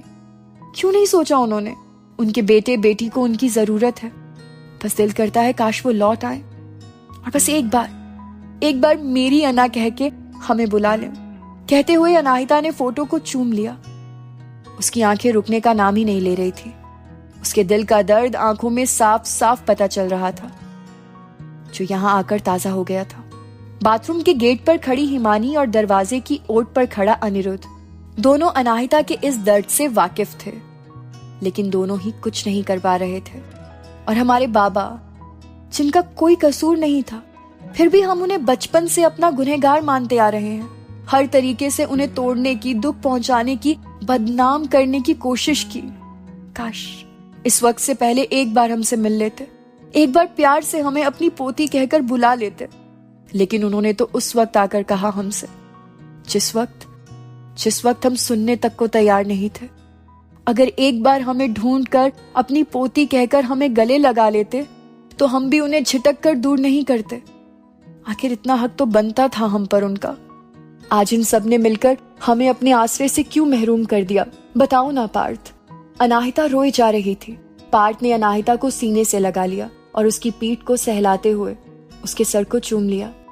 थोड़ी देर बाद अपने आंसुओं को साफ करके अनाहिता पार्थ से अलग हुई और फोटो को वापस टेबल पर रखते हुए बोली, डर लगने लगा है अब हमें उन रिश्तों से जो कहने को तो अपने होते हैं, पर नुकीले कांच जैसे चुभते रहते हैं। प्यार शब्द जो भगवान की दी हुई सबसे बड़ी खुशी है, उसका नाम जहर लगता है अब हमें। नहीं चाहते कि अब कोई हमें इतना भी प्यार करे कि उसके दूर जाने से अपना वजूद ही खो दे हम। कुछ करीबी रिश्ते जो प्यार करते तो थे हमसे, पर अब हमसे दूर हैं। तो कुछ रिश्ते ऐसे भी हैं जो बेहद करीबी तो हैं, पर उनके दिल में हमारे लिए नफरत के सिवा कुछ भी नहीं है। बाबा, माँ, पापा सब अपने अपने तरीके से हमारा अच्छा करने की कोशिश में लगे रहे, लेकिन हमारी खुशी उनके साए में है, ये सोचा तक नहीं उन्होंने। आप भी कहते हैं ना कि आप हमसे प्यार करते हैं, हर वक्त हमें खुश देखना चाहते हैं, तो वादा कीजिए हमसे, इनके जैसे बीच रास्ते में कभी हमें अकेला नहीं छोड़ेंगे। पार्थ बस हाँ में सर हिलाए जा रहा था। अनाहिता ने आगे कहा, हमारा भला सोचते सोचते ये मत भूल जाइएगा कि हम क्या चाहते हैं। प्यार का वास्ता देकर ऐसा कुछ मत कीजिएगा जिसे हम प्यार की कैटेगरी में ना रख पाए। फिर वापस से अपने माँ पापा की फोटोज को देखते हुए, किस्मत को खुद को और आजमाने दे, इतनी हिम्मत नहीं है हमें। काफी बार बिखरने के बाद मुश्किल से एक एक करके तो किसी तरीके से संजोया है। अगर अब बिखरे ना तो सिमट नहीं पाएंगे। साथ रहकर हर दर्द सहना मंजूर है हमें, पर महादेव की कसम है आपको, हमारा भला सोचते हुए कभी भी दूर मत जाइएगा। अनाहिता के ये कहने पर पार्थ ने अपने हाथों से उसके आंसुओं को साफ किया तो अनाहिता पार्थ के गले लग गई। पार्थ ने उसके बालों को सहलाते हुए उसके सर पर अपने होठों को रख दिया। दोनों कुछ वक्त तक वैसे ही खड़े रहे, लेकिन फिर काका के आने की आहट से दोनों अलग हो गए। काका ने अंदर आकर चाय पानी रखा और चले गए। पार्थ ने अनाहिता को चुप कराया। तब तक अनिरुद्ध और हिमानी भी आ चुके थे। अनाहिता ने अपने आंसू साफ किए ताकि कोई उसे देख ना सके, पर उसे क्या पता कि अनिरुद्ध और हिमानी तो उसके हर दुख के साथ ही थे। सबने चाय पानी किया।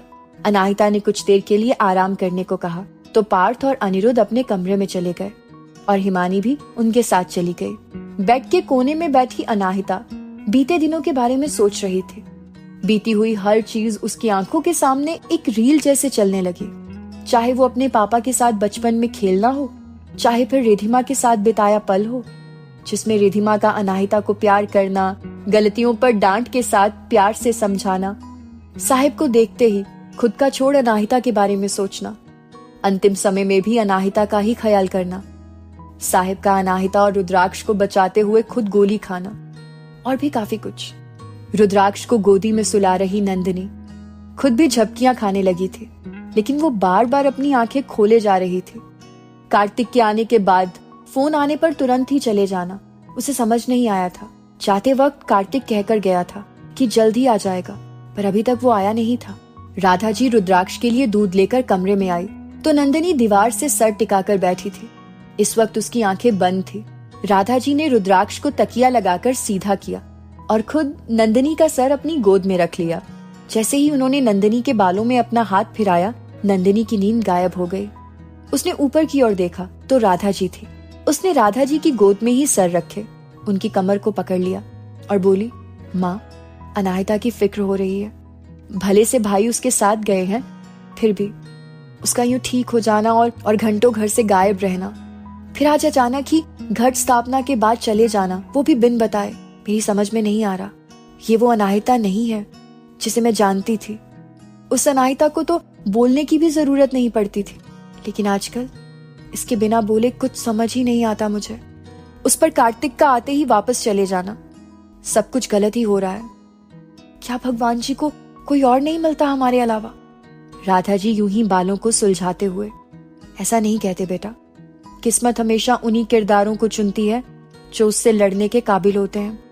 कितने भी दुख मुश्किलें बढ़ती जा रही हैं, पर भगवान को शुक्रिया ही अदा करना चाहिए, क्योंकि हम सब अब भी साथ ही हैं। और जहां तक बात अनाहिता की है, तो उसके इस बिहेवियर से तो मुझे भी डर लगता है कभी कभी। बदला नफरत की हद तक तो ठीक था, लेकिन अब तो वो खुद में ही सब कुछ समेटने लगी है, खुद को ही दर्द देने लगी है। अब वो इतना सब होने के बाद भगवान से लड़ना बनता है उसका, लेकिन उसने तो जैसे उनके आगे हथियार ही डाल दिए हों। नंदिनी, माँ, अब वो लड़ेगी नहीं, अब वो जंग करेगी, क्योंकि लड़ने के लिए, अपनों को सुधरने के लिए एक मौका और मिलना चाहिए। ये कहने वाली आंटी नहीं है अब तो वो सब कुछ तबाह करके ही दम लेगी। ये सच है कि वो बहुत तकलीफ में है, क्योंकि महादेव ने उसका यकीन जो तोड़ा है। माँ, वो हमेशा से मुक्ति से ज्यादा क्लोज मुझसे रही है। अपनी सारी अनकही बातें, गुस्सा, दर्द, डर सब मुझसे शेयर किया है उसने, लेकिन अब मैं चाहकर भी उसके दिल की बातें नहीं जान पा रही हूँ। मुझे पता है हम सब हैं उसके साथ, पर आंटी के जाने से जितना बिखरा वो खुद को महसूस कर रही है, उसका शायद अंदाजा तक लगाना मुमकिन नहीं है हमारे लिए। उसका दिन आंटी से शुरू होकर उन्हीं पर खत्म हो जाता था। जो भी हुआ उसे एक्सेप्ट करना उसके लिए बहुत मुश्किल है। इसीलिए सही यही होगा कि अनाहिता जो करे उसे करने दिया जाए। हम सबको बस उसकी हिम्मत बनना होगा माँ, वो ताकत जो ना खुद टूटे ना ही उसे टूटने दे।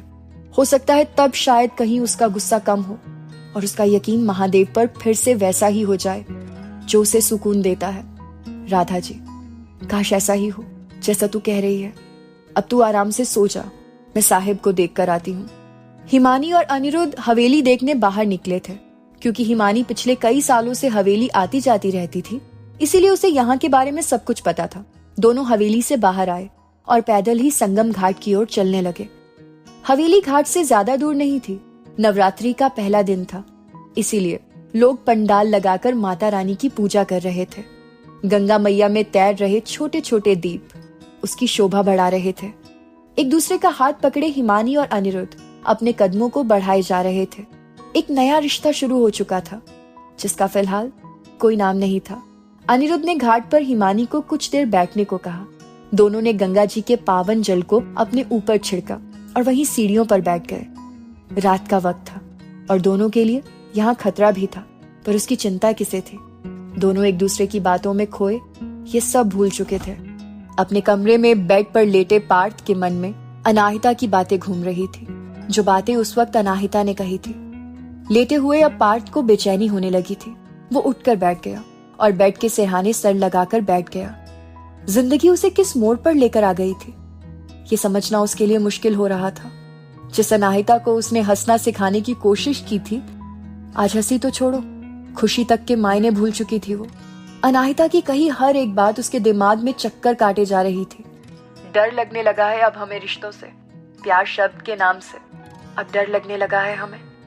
कुछ करीबी रिश्ते जो प्यार करते तो थे, पर अब हमसे दूर हैं। तो कुछ रिश्ते ऐसे हैं जो बेहद करीबी तो हैं, पर उनके दिल में हमारे लिए नफरत के सिवा कुछ भी नहीं है। जब बातें उसके दिमाग पर हावी होने लगी तो उसने अपना फोन निकाला और अनाहिता का वीडियो देखने लगा। ये उस वक्त का वीडियो था जब अनाहिता रंगोली बना रही थी और गलती से उसके गालों पर रंग लग गया था। दूसरा वीडियो उस वक्त का था जब पार्थ और अनाहिता उसके घर पर थे और अनाहिता गिटार बजा रही थी। पार्थ को कुछ पल के लिए ही सही, पर सुकून तो मिल गया था। लेकिन इस सुकून को पाने के लिए अनाहिता को अभी बड़ी दूर तक का सफर करना था।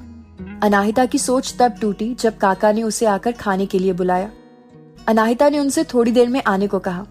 घर पर फोन कर बाबा, ध्रुव और रुद्राक्ष का हालचाल पूछकर अनाहिता उनकी तरफ से निश्चिंत हो गई। लेकिन कार्तिक के अभी तक घर ना आने की वजह से परेशान भी थी। अनाहिता उठी और पार्थ के कमरे की ओर बढ़ चली। उसने देखा पार्थ अनाहिता के वीडियोस और फोटोज देख रहा था। अनाहिता ने महसूस किया उसके दर्द में अगर कोई सबसे ज्यादा दुखी है तो वो पार्थ ही है। पार्थ ने फोन की स्क्रीन पर हाथ फेरा और फिर कहा, भले से वक्त और हालात ने मेरी शेरनी की हंसी छीन ली हो, पर मैं उसे वापस लाकर रहूंगा। अनाहिता ने दरवाजे को जानबूझकर नॉक किया तो पार्थ ने फोन ऑफ कर दिया। अनाहिता अंदर आई और पार्थ के हाथ को पकड़कर बोली, हमारी सौतन लाने का तो नहीं सोच रहे हमारे मेजर साहब, जो यूं छुप छुप कर मोबाइल देखा जा रहा है। अनाहिता के मुंह से मेजर साहब सुनकर पार्थ की आंखें भर आई। उसने अनाहिता को खींचकर गले से लगा लिया। दोनों की आंखें भीग गई थी। पार्थ ने अनाहिता के चेहरे को अपने हाथों में लिया और कहा, मुझे तो लगा अब न जाने ये नाम तुम्हारे मुंह से कभी सुन भी पाऊंगा या नहीं। कहते हुए पार्थ की आंखों में आंसू चमक रहे थे। अनाहिता ने पार्थ की आंखों से आंसू साफ किए और उसके गाल पर अपने होठों को रख दिया। पार्थ तो कुछ बोल ही नहीं पाया। उसे समझ नहीं आया कि वो कुछ देर पहले जो सोच रहा था वो सच था या ये सच है। अभी वो ऐसे ही थे कि तभी हिमानी और अनिरुद्ध कमरे में आए और खांसने की एक्टिंग करने लगे। उनके यूं अचानक आने से दोनों हड़बड़ा गए और हिमानी अनिरुद्ध हंस पड़े। उनके साथ ही पार्थ और अनाहिता भी हंसने लगे। उनकी हंसी नीचे तक सुनाई दे रही थी, जिसे सुन दक्ष और शांतनी का दिल जल रहा था। वहीं अमिता खुश हो रही थी कि देर से ही सही हवेली में उनकी हंसी तो गूंजने ही लगी है। अब वो वक्त दूर नहीं था जब हवेली की खुशियां लौट आएंगी। चारों हंसते हुए नीचे डाइनिंग टेबल पर आए। साहिब की कुर्सी पर दक्ष बैठने ही वाला था कि वहां पर अनाहिता बैठ गई। ये देख दक्ष गुस्से से भर गया। दक्ष अमिता की ओर देखकर, ये क्या बदतमीजी है? अनाहिता अपने टॉप की बाजुओं को ऊपर करते हुए, बदतमीजी हम कर रहे हैं और तुम पूछताछ छोटी माँ से कर रहे हो? ये तो गलत बात है। वैसे भी हमने कोई बदतमीजी नहीं की। ये बाबा की कुर्सी है जिस पर बैठने का हक हमें खुद बाबा ने दिया है, और इतनी सारी कुर्सियां तो है ही, कहीं भी बैठ जाइए। क्या पता कुछ दिनों बाद ये कुर्सी नसीब होती भी है या नहीं। अनाहिता की ये कहने पर दक्ष ने गुस्से में अपना पैर पटका तो उसका पैर टेबल से लग गया। हिमानी अनाहिता के पास की कुर्सी पर बैठते हुए, इसे कहते हैं पैर कुल्हाड़ी पर मारना। क्यों, सही कहा ना मैंने जीजा जी? पार्थ की ओर देखते हुए हिमानी ने कहा। उसकी इस बात से सब एक बार फिर से हंस पड़े। उनके साथ ही काका और अमिता को भी हंसी आ गई। दक्ष और शांतनी ने खुन्नस खाते हुए कुर्सी खींची और उस पर बैठ गए। अनाहिता ने अमिता जी को अपने पास बिठाया और बाकी सबसे खाना सर्व करने को कहा। सारे नौकर खाना सर्व करने लगे। इसके बीच में एक के ऊपर अनाहिता की नजर जम गई। खाना निकालते हुए उसके हाथ कांप रहे थे। अनाहिता की नजर उसके हाथ में पकड़े बाउल पर गई। उसमें खीर थी। तभी काका ने उसे देखा और पूछा, बेटा तुम कौन हो? आज हरीराम नहीं आया क्या? वो लड़का बोला, मैं उनका बेटा हूँ। वो इस टाइम नहीं आ पाए, उनकी तबीयत थोड़ी खराब थी, इसलिए मैं आ गया। अनाहिता का शक यकीन में बदल गया कि हो ना हो कुछ तो गड़बड़ है। अनाहिता ने हाथ में फॉर्क लिया और उसे उल्टा करके हल्के से बार बार टेबल पर मारने लगी। वो लड़का जब अनाहिता के पास आया तो अनाहिता ने उसे बाउल रखकर एक कटोरी देने को कहा, तो उसने उसे हाथ में लिए ही कटोरी लेने के लिए हाथ बढ़ाया था कि अनाहिता ने फॉर्क को उसके हाथ पे मार दिया। उसके हाथ से खीर का बाउल गिर पड़ा और वो दर्द से चीखने लगा। अनाहिता की इस हरकत से सब हैरान थे। वहीं दक्ष का चेहरा नीला पड़ गया था। अनाहिता ने खीर से भरा बाउल हाथ में लिया और बोली, ये खीर में जहर मिलाने का काम पुराने लोग करते थे। आपका ये आइडिया बड़ा ओल्ड फैशन निकला। छोटी माँ के पतिदेव। दुनिया जानती है इस वक्त हम यहाँ हैं, फिर भी ऐसी हरकत है। सच में तुम ऐसे बेवकूफ हो या एक्स्ट्रा क्लासेस ली थी कहीं से? फिर उठकर दक्ष के पास आकर बाउल उसे देते हुए, इसे खाकर खुद को खत्म कर लीजिए, वो मौत आसान होगी तुम्हारे लिए, वरना हम हर बार तुम्हें ऐसे ही मात देते रहेंगे। अनाहिता वापस अपनी कुर्सी पर आई और बैठकर खाना खाने लगी। दक्ष और शांतनी को छोड़ ये पल सबके लिए बेहद कीमती थे। खाना खाने के बाद चारों ऊपर अपने कमरे में आ गए। रात काफी हो चुकी थी और दिन में काफी ड्रामा हो चुका था, इसीलिए बिस्तर पर लेटते ही सबको नींद आ गई। सब सो गए थे, लेकिन अनाहिता की आंखों में नींद कहाँ थी। सबके सो जाने के बाद अनाहिता उठी। उसने सोती हुई हिमानी के माथे पर अपना हाथ फेरा और अपनी ब्लैक हुडी पहनकर उसकी टोपी से सर को कवर किया। चेहरे पर एक रुमाल बांधा और दरवाजे को लॉक करके बाहर निकल गई। वो नहीं चाहती थी कि उसकी गैर मौजूदगी में कोई भी हिमानी को नुकसान पहुंचाए। उसने आकर अनिरुद्ध और पार्थ को देखा। दोनों गहरी नींद में थे। अनाहिता ने उनके कमरे को धीरे से बंद किया और सीढ़ियों से नीचे आ गई। पूरी हवेली रात के सन्नाटे से घिरी थी। सिर्फ गेट पर रोशनी थी, लेकिन गेट पर खड़े लोगों की वजह से बाहर अकेले जाना मुमकिन नहीं था। अनाहिता वापस हवेली आई। उसने एक बड़ी सी रस्सी को हवेली की दीवार से लटकाया और उसके सहारे हवेली से बाहर आई। उसने चारों तरफ देखा और अपनी मंजिल की ओर बढ़ चली, लेकिन कोई और भी था जो उसके पीछे था। एक साया उसी रस्सी से नीचे उतरा और अनाहिता से एक निश्चित दूरी बना उसका पीछा करने लगा।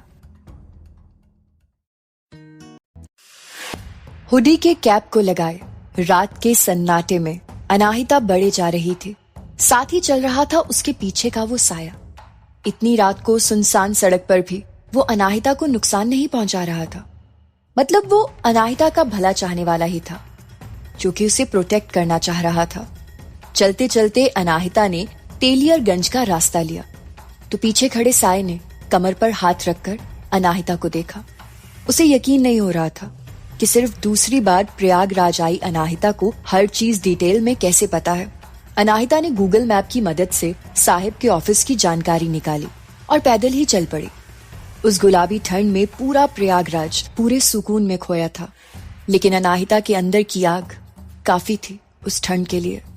ऑफिस पहुंचकर अनाहिता ने नोटिस किया रात को भी ऑफिस की सिक्योरिटी में कोई कमी नहीं थी। इसका मतलब साफ था, डॉक्यूमेंट्स अभी तक उन सबके हाथ नहीं लगे थे। अनाहिता ने खुद को रिलैक्स किया और अंदर जाने का मौका ढूंढने लगी। उसने नोटिस किया सिर्फ बाहर ही नहीं अंदर भी कुछ लोग थे, क्योंकि पूरे एरिया में सिर्फ वही बिल्डिंग थी जिसकी लाइट्स ऑन थी।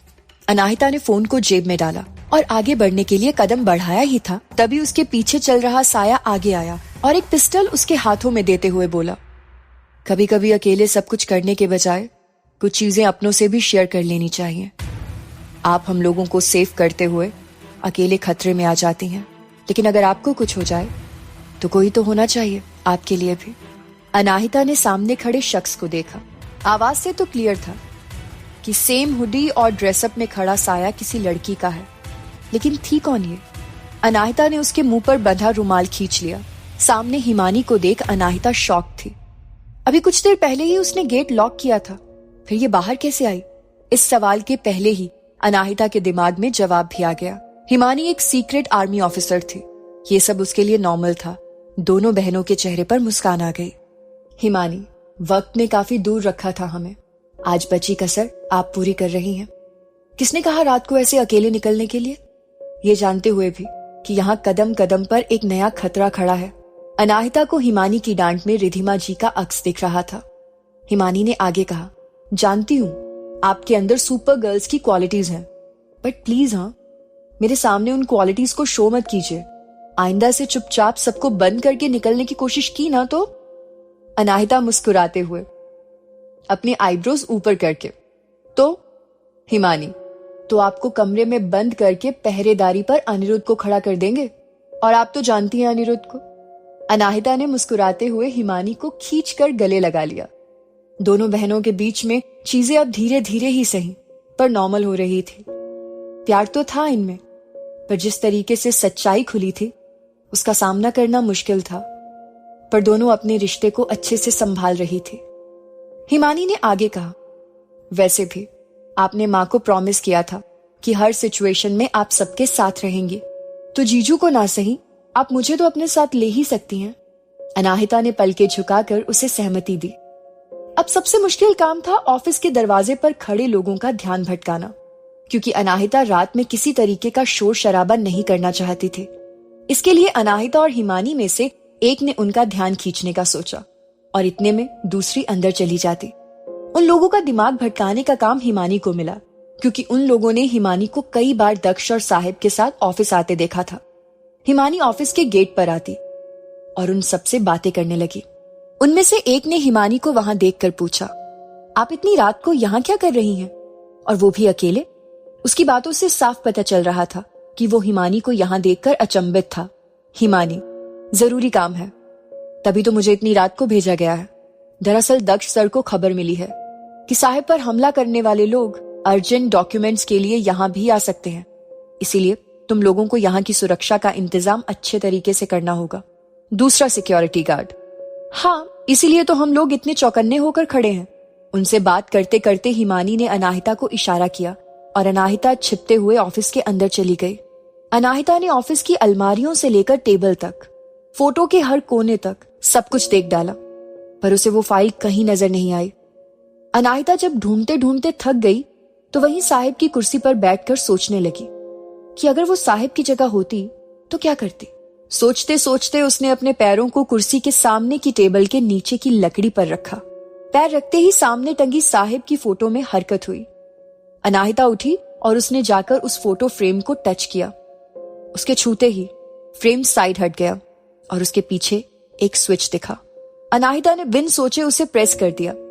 साहिब की कुर्सी के बगल की फर्श हट गई और नीचे की तरफ सीढ़ियां खुल गई।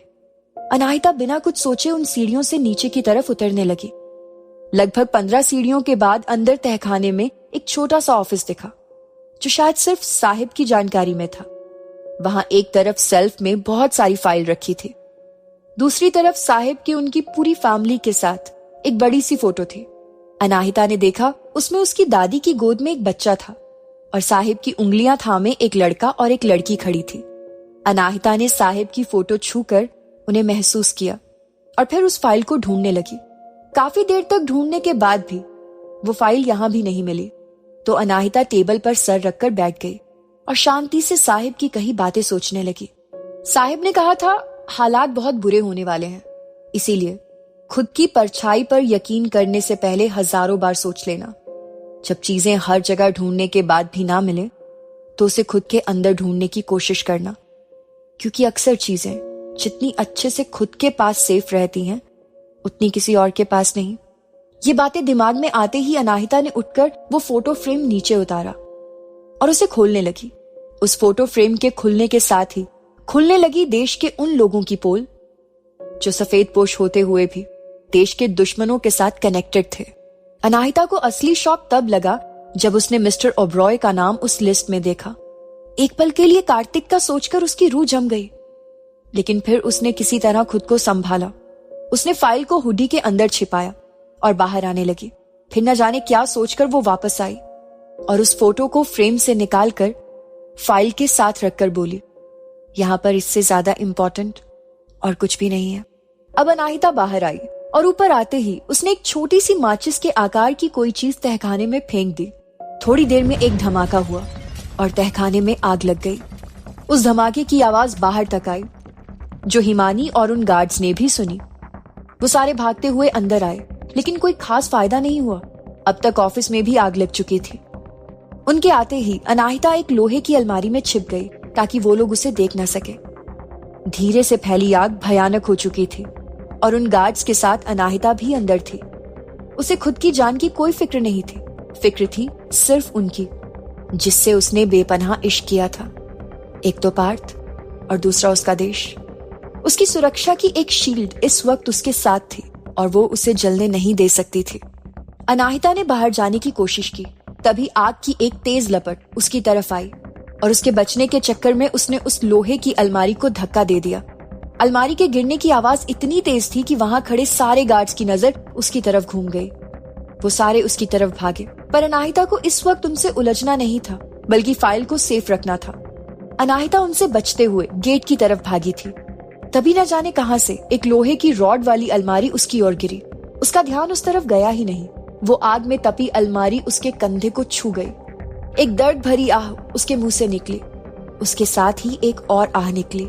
अनाहिता ने पीछे मुड़कर देखा, ये हिमानी थी, जिसने अलमारी को अपने हाथों पर रोक रखा था। अनाहिता ने जल्दी से हटकर हिमानी के हाथ से अलमारी को एक साइड किया। उसका हाथ जलकर लाल हो चुका था। अनाहिता की आंखें अब आंसुओं से लबालब भरी थी। उसने हिमानी के हाथ को अपने हाथों में थामा ही था, तभी उसके पास आते कदमों ने उसे अपने जज्बातों को वहीं रोक देने को कहा। दोनों ने एक दूसरे का हाथ पकड़ा और अपने पैर से उन गार्ड्स को धक्का देकर आग के हवाले कर दिया। बाकी के गार्ड्स उनके करीब आते, इससे पहले वो दोनों ऑफिस के बाहर थी। दोनों ने थोड़ी दूर खड़े होकर फायर ब्रिगेड को कॉल किया और अपने रास्ते चल दी। उन्हें पता था जिस तरीके से आग ने जोर पकड़ा था, कुछ ही मिनटों में वहां कुछ भी सलामत नहीं रहने वाला था। हिमानी के हाथ को पकड़े अनाहिता हवेली की तरफ वापस आ गई। रस्सी अभी भी लटक ही रही थी, जिससे ये तो क्लियर हो गया कि किसी को उनके जाने की खबर नहीं हुई है। अनाहिता ने हिमानी को सहारा देकर ऊपर चढ़ाया। उतरना जितना आसान था, चढ़ना उससे कहीं ज्यादा मुश्किल। उस पर हाथ पर लगी चोट हिमानी को और दर्द दे रही थी। फिर भी वो खुद को संभाल कर ऊपर चढ़ी गई। उसके बाद अनाहिता, दोनों अपने कमरे की तरफ बढ़ी ही तभी उन्हें किसी की आहट हुई। दोनों पिलर के पीछे छिप गई। सारी लाइट्स ऑफ थी, इसीलिए पता नहीं चल रहा था कि कौन है। तभी उस शख्स की आवाज आई, तुम कभी नहीं सुधरोगी ना? अनाहिता ने आवाज पहचान ली तो बाहर आ गई। अनाहिता, तुम भी तो नहीं सुधरते, तो मैं कैसे सुधर जाऊं? कहते हुए अनाहिता ने उस शख्स को गले लगा लिया। ये अनिरुद्ध था। अनिरुद्ध को देख हिमानी भी पिलर से निकलकर बाहर आ गई। अनिरुद्ध, तुम बिल्कुल भी नहीं डरती ना? अनाहिता, बिल्कुल भी नहीं। तभी पीछे से एक आवाज आई, डर से तो इनका दूर दूर तक कोई लेना देना नहीं है, फिर चाहे वो खुद की जान का हो या किसी और का। अनाहिता को पता चल गया था ये पार्थ है, जो उसके ऐसे जाने से फिर से गुस्सा हो गया है। उसने अनिरुद्ध को देखा तो अनिरुद्ध ने मानो दोनों हाथ खड़े कर दिए हों और बोला, बेटा कांड तूने किया, अब जाकर थोड़ा कर्म कर ले। अनाहिता अनिरुद्ध से अलग हुई और जाकर पार्थ के पास खड़ी हो गई। पार्थ ने उसे छुआ तक नहीं, बल्कि 2 कदम पीछे हट गया। अनाहिता जानती थी जब तक पार्थ को पूरी बात एक्सप्लेन नहीं की, तब तक पार्थ का गुस्सा कम नहीं होगा। इसलिए उसने पार्थ का कंधा पकड़ा और अपने कमरे की ओर जाने लगी। उसे जाते देख हिमानी ने उसे चिढ़ाने के लिए कहा, दी मेरी चोट? अनाहिता जाते हुए वापस लौट पड़ती है, लेकिन तुरंत ही हिमानी अनिरुद्ध के हाथ को पकड़कर कहती है, कोई नहीं दी, अनिरुद्ध मेरी चोट देख लेंगे, आप जाकर जीजू को देखिए। हिमानी के इस बात पे अनाहिता बस मुस्कुरा के रह गई। वो वापस पार्थ की ओर जाने लगी, लेकिन तभी न जाने कैसे उसकी आंखों के आगे अंधेरा हुआ और वो नीचे गिरने लगी। उसका सर फर्श पर जरा सा छुआ ही था कि पार्थ ने उसे थाम लिया। साथ ही वो दोनों भी उस ओर दौड़ पड़े। अनाहिता बेहोशी की हालत में पार्थ की बाहों में झूल गई। पार्थ ने उसे गोद में लिया। बाकी सब भी उसके पीछे चलने लगे तो पार्थ ने हिमानी को अनिरुद्ध के साथ जाने को कहा। हिमानी ने ना में सर हिलाया तो अनिरुद्ध ने उसका हाथ पकड़कर कहा, उन दोनों को अकेले रहने दो कुछ देर, पार्थ संभाल लेगा, तुम चलो जरा मेरे साथ। दोनों बहनें एक जैसी हो, न खुद का ध्यान है ना ही खुद के आसपास के लोगों का।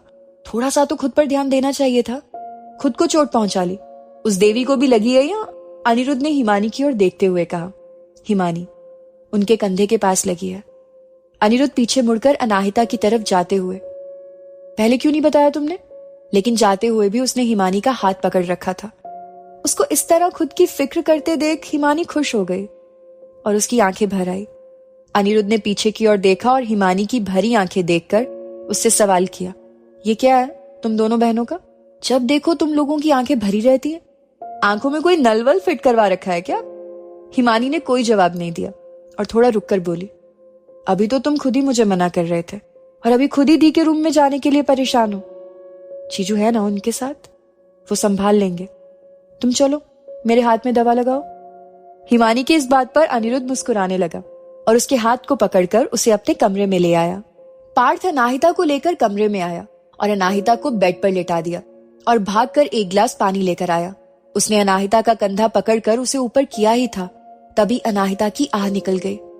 पार्थ ने अनाहिता की हुड्डी सरकाकर कुर्ते के कपड़े को कंधे से नीचे किया तो देखा वहां पर जलने की वजह से जो फफोले उभर आए थे वो दबने की वजह से फूट गए थे। पार्थ ने अब अनाहिता की ओर गुस्से से देखा। अनाहिता ने झट से वापस आंखें बंद कर ली। अनाहिता की आंखें बंद करने के बाद कुछ भी कहना या करना बेकार था, इसलिए पार्थ उठकर फर्स्ट एड बॉक्स लेकर आया और उसने कुर्ते को एक साइड करके घाव पर दवा लगा दी। अनाहिता को पूरी तरीके से नीचे लिटाकर पार्थ ने तकिए को बेड के सिरहाने पर रखा और अनाहिता को ऐसे ही बिठा दिया। अनाहिता अभी बार बार आंखें बंद करके पार्थ को चुपके से देख रही थी। इस बार जब अनाहिता ने आंखें बंद की तो पार्थ उसके सामने से दूसरी साइड में आकर बैठ गया। अनाहिता ने वापस आंखें खोली तो पार्थ वहां नहीं था। अनाहिता झटके से उठने को हुई, तभी पार्थ ने उसे पकड़कर वापस वैसे ही कर दिया और बोला, यही हूं मैं, शांति से बैठी रहो। चैन नहीं है ना? हमेशा उछल कूद ही करते रहना। खुद का ध्यान तो है नहीं, कम से कम उनका तो कर लो जो तुम्हारे आसपास है। अनाहिता, खुद का ध्यान तब रखें जब कोई रखने वाला ना हो। आप है ना मेरा ध्यान रखने के लिए। कहते हुए अनाहिता ने अपना सर पार्थ की गोद में रख दिया। पार्थ अनाहिता के बालों को खोलकर पास रखी कटोरी में से तेल लेकर उसके बालों में लगाते हुए बोला, तुमसे कोई नहीं जीत सकता बातों में। अपनी बातें मनवाने का जो हुनर है तुम्हारे पास वो कुछ ही लोगों में ही होता है। अनाहिता, वही तो हम आपको समझाने की कोशिश करते हैं कि हम थोड़े से अलग हैं। पार्थ, थोड़ी नहीं पूरी पागल हो तुम। कहते हुए पार्थ मुस्कुरा देता है। अनाहिता मुस्कुराते हुए पार्थ के गाल खींचकर बोली, पागल तो है लेकिन सिर्फ आपके और इस देश के लिए। पार्थ, हाँ पता है पागल हो तुम। तुम्हारा ये पागलपन मुझे बहुत डरा देता है कभी कभी तो। यार तुम समझती क्यों नहीं? तुम पर मेरी सांसें टिकी हुई हैं। अगर किसी दिन तुम्हें कुछ हो गया ना, उस दिन कोई भी बंदिशें, कोई कानून मुझ पर कुछ भी काम नहीं करेंगे। इसीलिए अगर मुझे ऐसे ही शांत रूप में देखना चाहती हो ना, तो खुद को कभी भी हर्ट मत किया करो। मुझे तो सिर्फ तुम्हें खुश देखना है सारी उम्र। मैं ये नहीं कहता कि तुम अपनी जिंदगी अपने हिसाब से मत जियो, उसे तुम अपने हिसाब से ही जियो, ये तुम्हारा हक है। लेकिन इतना याद रखो, तुम्हारी जिंदगी के कुछ हिस्से में अब मेरा भी हक है और उस नाते तुम्हें मेरे बारे में भी सोचना चाहिए। अनाहिता अपनी पलकें झपकाते हुए पार्थ की बातों को सुन रही थी और जैसे ही पार्थ चुप हुआ, अनाहिता ने उसे गले लगा लिया। पार्थ को हर बार अनाहिता की इस तरह की हरकत पर प्यार ही आता था। पार्थ ने अनाहिता के बालों पर हाथ फेरते हुए उसे गले लगाए रखा। थोड़ी देर बाद जब पार्थ ने अनाहिता को वैसे ही गले लगे देखा तो धीरे से उसके कानों के पास अपने होंठों को लाकर बोला, अगर तुम ऐसे ही मेरे गले लगी रही तो मैं तुम्हें अभी के अभी होंठों पर किस कर लूंगा। अनाहिता ने जब ये सुना तो झट से पार्थ से दूर हो गई और जाकर अपनी तकिया पर सर रखकर पार्थ की ओर देखने लगी। उसकी इस हरकत पर पार्थ की हंसी रोके नहीं रुक रही थी। उसे इस तरह खुलकर हंसते हुए देख अनाहिता भी मुस्कुरा उठी। कई दिनों बाद अनाहिता को ऐसे मुस्कुराते देख पार्थ ने कुछ देर तक ऐसे ही देखा, फिर उसके चेहरे को अपने हाथों में थाम लिया और उसकी आंखों में एकटक देखने लगा। अनाहिता ने पार्थ को खुद को ऐसे देखते देखा तो सिर्फ उसकी आंखों में ही देखती रह गई। पार्थ ने अनाहिता के करीब आते हुए पहले उसके माथे पर किस किया, फिर उसके गालों पर। अनाहिता अब कुछ भी बोलने की हालत में नहीं थी। उसकी हालत ऐसी थी जैसे किसी ने उसे जमा दिया हो। पार्थ के होंठ अब अनाहिता के गले से होते हुए उसके होठों तक बढ़ चले थे। दोनों की सांसें एक दूसरे के चेहरे पर महसूस हो रही थी। पार्थ के होंठ कुछ ही सेकंड में अनाहिता के होंठों को छू चुके थे। कुछ देर तक दोनों के होंठ एक दूसरे से उलझे रहे। उन्हें किसी की खबर नहीं थी। कुछ वक्त बाद दोनों वापस एक दूसरे के गले लग गए। पार्थ जानता था अनाहिता पर उसका पूरा हक था, लेकिन अपने दायरे के बाहर जाना उसे कभी भी पसंद नहीं था। अनाहिता की खूबसूरती से ज्यादा उसके दिल को पसंद करता था। शायद इसीलिए किससे आगे बढ़ने के लिए ना उसके मन ने कहा, ना ही उसने उन्हें कहने दिया। पार्थ के गले लगी अनाहिता के लिए अब हर पल सुकून के थे। उसे इस वक्त किसी चीज का कोई दुख या दर्द नहीं था। तभी अचानक उसे याद आया कि उसने अपनी हुडी में फाइल छिपा रखी है। वो पार्थ से अलग हुई और फाइल निकाल के पार्थ को दी। पार्थ ने वो फाइल पढ़ी। उसमें अल मुजाहिदीन नाम के आतंकवादी संगठन से जुड़े देश के कई नामी गिरामी हस्तियों के नाम थे, लेकिन उस एक शख्स के नाम को देख पार्थ की आंखें चौड़ी हो गई। ये नाम मिस्टर ओब्रॉय का था। एक पल के लिए पार्थ किसी गहन सोच में चला गया, लेकिन फिर उसने खुद को संभाला और अपने दिमाग को सांत्वना दी कि हो सकता है कि साहिब के जैसे मिस्टर ओब्रॉय का नाम भी कोई धोखा हो। उस फाइल में न जाने कितने ही आतंकवादियों के नाम थे, जो थे तो भारत के, लेकिन देश को अंदर से खोखला कर रहे थे। उसे देख पार्थ को हिमानी और निजाम की याद आ गई। निजाम भी उनमें से एक था। इन आतंकवादी संगठनों का जो सरगना होता है वो खुद भी खुल के सामने नहीं आता। ये सोशल नेटवर्किंग साइट्स के माध्यम से लोगों को कांटेक्ट करते हैं।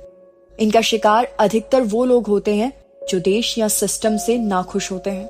ये उनके अंदर के गुस्से को उस हद तक भड़काते हैं जहां वो लोग देश से नफरत करने लगते हैं और देश को बर्बाद करने के लिए खुद को भी खत्म करने तक को तैयार हो जाते हैं। उन्हें तो इस बात का इल्म तक नहीं होता कि इस तरह वो अपने ही लोगों को दर्द और डर की जिंदगी जीने को मजबूर कर रहे हैं। पार्थ को उस फाइल से इतना तो पता चल गया कि साहिब के नाम पर दक्ष ने ये गैर कानूनी कारोबार कई सालों पहले शुरू किया था। शुरुआत में साहिब को किसी भी तरह की कोई जानकारी नहीं थी इस मामले की, लेकिन जब सूर्य प्रताप के आगाह करने पर उन्होंने छानबीन की तो पता चला उनके हथियार देश को ही नस्तर के जैसे चुपकर खोखला कर रहे हैं। इससे पहले वो कुछ कर पाते, सूर्य प्रताप शहीद हो गए। उसके बाद उन लोगों को ज्यादा करीब से जानने के लिए उन्होंने हर तरीके से कोशिश की और इसीलिए वो कुछ भी ना जानने का दिखावा करते रहे। इस वक्त पार्थ अनाहिता के सामने 3 सबसे बड़ी समस्याएं थी। एक तो उस फाइल को आर्मी हेडक्वार्टर्स पहुंचाना बिना किसी की निगाह में आए, जो कि लगभग नामुमकिन था, क्योंकि हवेली में मची अफरा तफरी इस बात का सबूत थी कि शांतनी और दक्ष को ऑफिस में लगी आग की खबर मिल चुकी है। ऑफिस की आग बुझते ही सबको पता चल जाना है कि ऑफिस में एक गुप्त तहखाना था, जिसका पता किसी खास को ही था, क्योंकि साहिब के अलावा और कोई इस ऑफिस के बारे में इतने अच्छे से नहीं जानता था और साहिब ने कोमा में जाने से पहले का वक्त अनाहिता के साथ ही बिताया था। इसीलिए दक्ष और शांतनी का पहला शक अनाहिता और बाकी सब पर जाता। ऐसे में फाइल को सेफ रखना एक बहुत बड़ी चुनौती थी। दूसरी समस्या ये थी कि मिस्टर ओब्रॉय उस हथियारों की तस्करी में शामिल थे या किसी गलतफहमी की वजह से उनका नाम उस फाइल में था। इसकी तह तक जाना मुश्किल काम था। उससे भी मुश्किल था कार्तिक को ये बात बताना, क्योंकि इससे कई रिश्तों पर असर पड़ने वाला था। पार्थ जानता था कार्तिक अपने पापा से बहुत प्यार करता है और बिना किसी सबूत से उनकी बात कभी नहीं मानेगा। तीसरी और सबसे विकट समस्या उस जगह का पता लगाना जहां से अल मुजाहिदीन के खेमे में हथियारों की तस्करी होती थी। कैसे और किस जगह से हथियार सप्लाई होते थे, ये सब पता लगाए बिना अब दोनों में से किसी को चैन नहीं था। शुक्र ये था कि इस लड़ाई में कुछ अपनों का साथ था उनके साथ, तो कुछ अपनों को अपने साथ करना था।